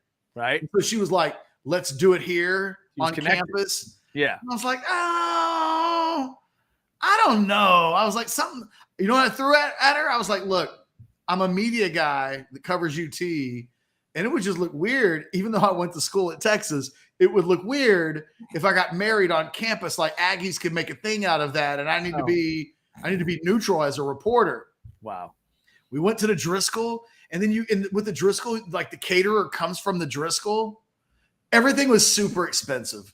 Oh, it was and good. I didn't have to pay for any of it. It was really good. I remember that. Yeah, no, I was there. Ketch was not at my wedding because we hadn't technically met by that time face to face. I mean, we may have known each other, but we hadn't met. But then I got to go to yours. So I got to take advantage of all that. The cake was good. Woo, God. Yeah, no, that's one of those weddings I remember. It's like, my God, the quality of everything is incredible.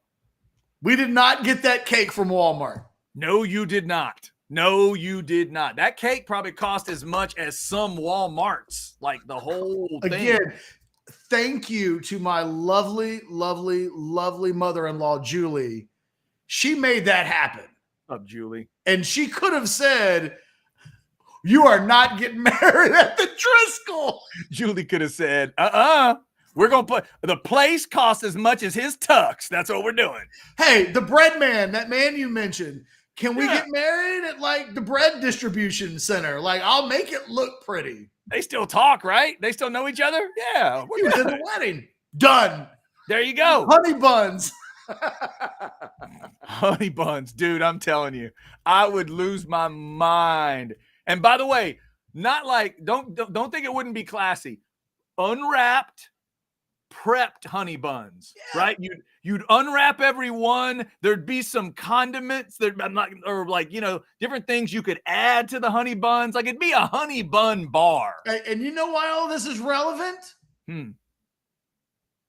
He got married the day of the 2005 Texas OU game. Wow. And I flew back from Dallas after the game was over so that I wasn't there for the wedding, but I was there because it was the day of the Texas OU game. Okay. They're still married. They're still married. Good for them, but I just need to check. So do either of them like football or not? Yeah, but not enough. Like they I think paid attention, if I remember correctly, like the game was a big talking point when I got there that night for like the after party, the reception. I do not understand people getting married in football season. There's only 4 now acceptable reasons for me: death, birth, military service, and now a worldwide pandemic. That's it. If you don't have one of those 4 ingredients, I don't know why you're getting married in football season. If you love football, it makes no sense to me, but that's just me. Anyway, they're still happily married. That good for them. I know. See, it sounds like it worked for them. They weren't that big a football fan. As long as I'd forgotten until just now because I was thinking, why don't I remember their wedding? Yeah, I remember I'm a wedding guy. I love weddings. Right. It's just got to be equal. That's the key. What I hate is when a massive football fan kind of gets pushed into getting married during football season because I always feel bad for him or her. It's like, and then the rest of us that are asked to show up, like it's crazy. 1-0 Rangers. Blake wants to know our last super chat of the day. It's a McCallum alum. Of course, we've got to go there. I was a freshman in 2005 at McCallum High School. What up, fellow Knight?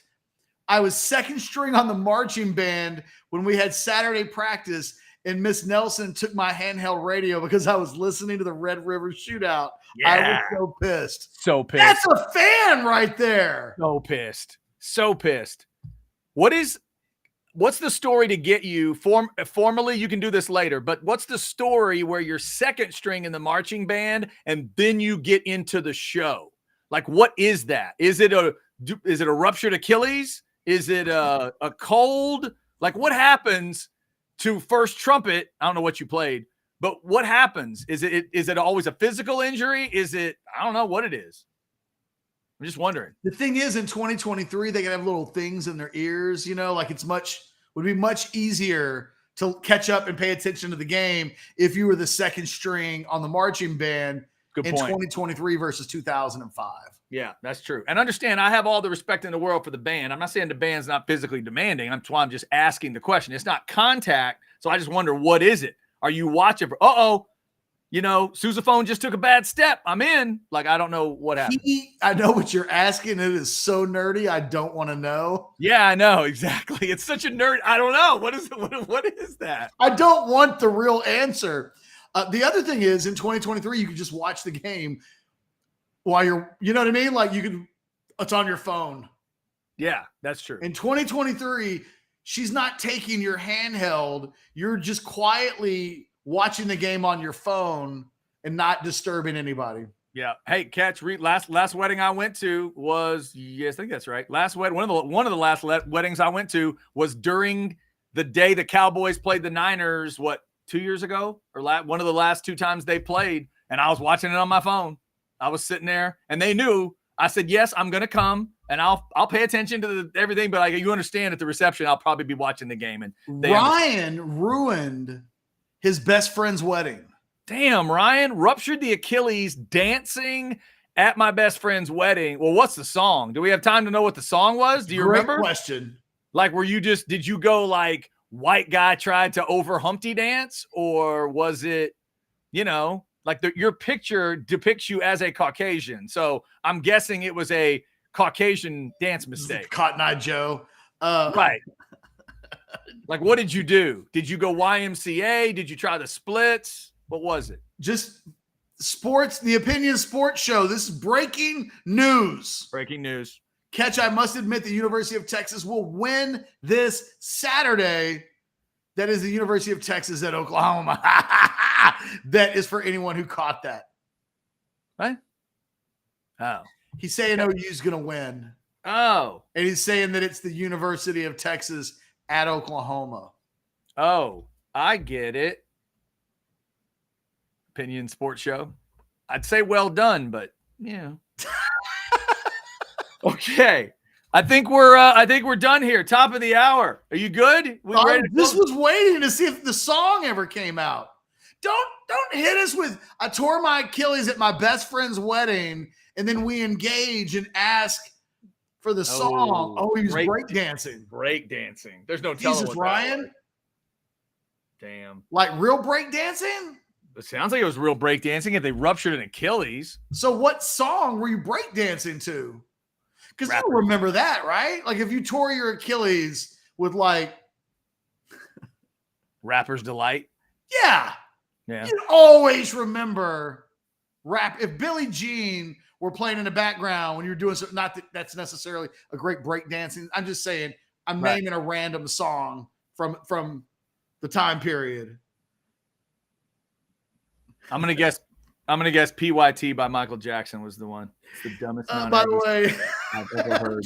South End Zone Queen. Thank you. I was not with that at all. That was a long way to go for something I wasn't quite on there. I'm sure it was an early '80s break beat. Okay, fair enough. That's a long time ago. Yeah.